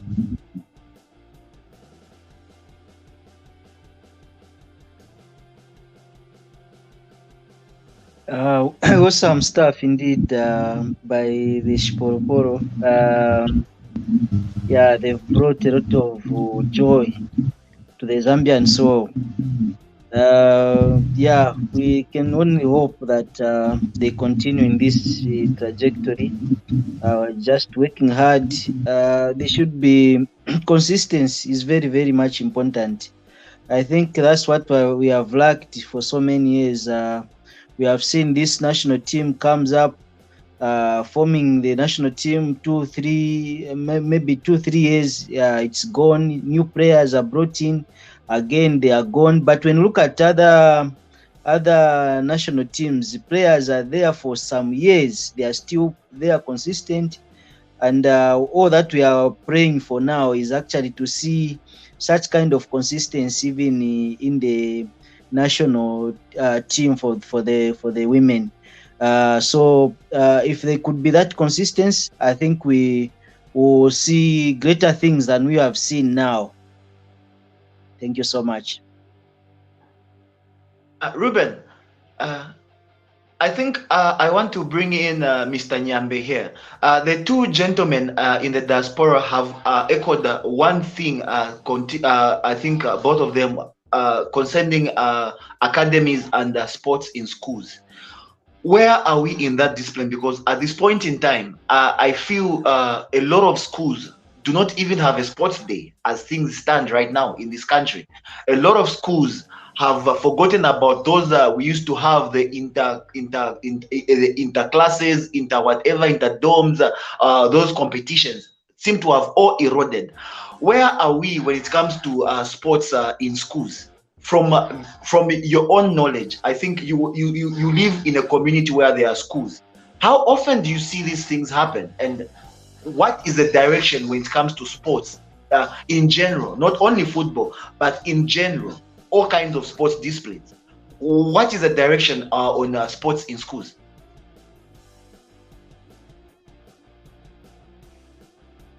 Your mic is on mute. Kindly unmute your mic before as you air your view. Thank you very much. Thank you very much, Lawrence. To tell you the truth, Lawrence, we have a lot to do in terms of planning about sports in general, starting from our early ages in our schools and graduating up to secondary schools, up to universities. We need to do a lot, and also maybe the private sector also need to be engaged so that the issue of sports is sponsored at an early age and then well managed. And we need to institute an issue of strategic planning in every sporting discipline we do. Because without planning and without purpose, all our effort will be in futility. And to add something, Lawrence and Jerome, I have to confirm that you, two of you are our stars in Zambia in terms of bringing Ubuntu to us and connecting us to be able to share very critical knowledge to all of us. I think you are our stars, and I don't know, I want to ask you also a question. Are you going to continue to the World Cup with us, or you are leaving us here? So, because you are already our stars. Now, I have to also go back to my sister, what she was telling us here. The issue of discipline and the issue of psychological counseling. on the ladies is very, very critical, my brothers and sisters. It's very, very important. These people have to undergo strict counseling so that this spirit they have, the mood they have, the tenacity, they are capable of achieving anything. They are capable of bringing the World Cup in Zambia. Looking at the muscle they have despite of their bodies, I think, my brother, we are yet to go into the World Cup and grab it. I'm confident next time we are going to meet at the World Cup together with Lawrence and Jerome, I'll confirm that Mr. Nyambi mentioned that we are grabbing the World Cup. So all what we need is to put our house in order, my brother. Thank you very much. I'm very, very happy. Yeah, thank you very much, Mr. Nyambe there. We are being joined by Mary Kingdom Changer, who has been a very prominent name on YouTube following us. Oh, she has dropped. Mary, if you can, please come back. I'm trying to welcome Mary because she has been very prominent when it comes to following us, our programming throughout the tournament. Anyways, Reuben, over to you. Thank you very much, Lawrence. My director is just saying that we need to wind up this program. But James, don't log out. We'll continue a brief chat just after this program behind the scenes. We'll have a brief chat with all this team just after the program ends. All right, Lawrence and Mr. Mwanza, it has been 3 hours of programming here on Ubuntu. We need to thank our viewers for being there with us. We've run through all the tournament. We've tried all we could to bring the games. Yes, some of them were not as good as we expected. It was just one of the. That one was just starting to broadcast, but see more of the content of such on Ubuntu channel. We can promise you, Mr. Nyambe, that Ubuntu channel has got great content which you can follow. Each morning here in Zambia, I know it's almost around 18 or 19 for Mr. Musango there in US, and it's morning for Mr. Hopkins there in China. It's also morning for us here in Zambia. It's almost 01 hours. Now we need to wind up. It's congratulations to the women for making us proud stage in Africa Cup, and we'll be waiting for them at the Kenneth Kaunda International Airport because we need to give them a thunderous welcome. Otherwise, from all the production crew of Ubuntu channel, we say congratulations to Ubuntu and congratulations to the women for making us proud. Good morning, Zambia, and good night wherever you're watching us from. See you next time.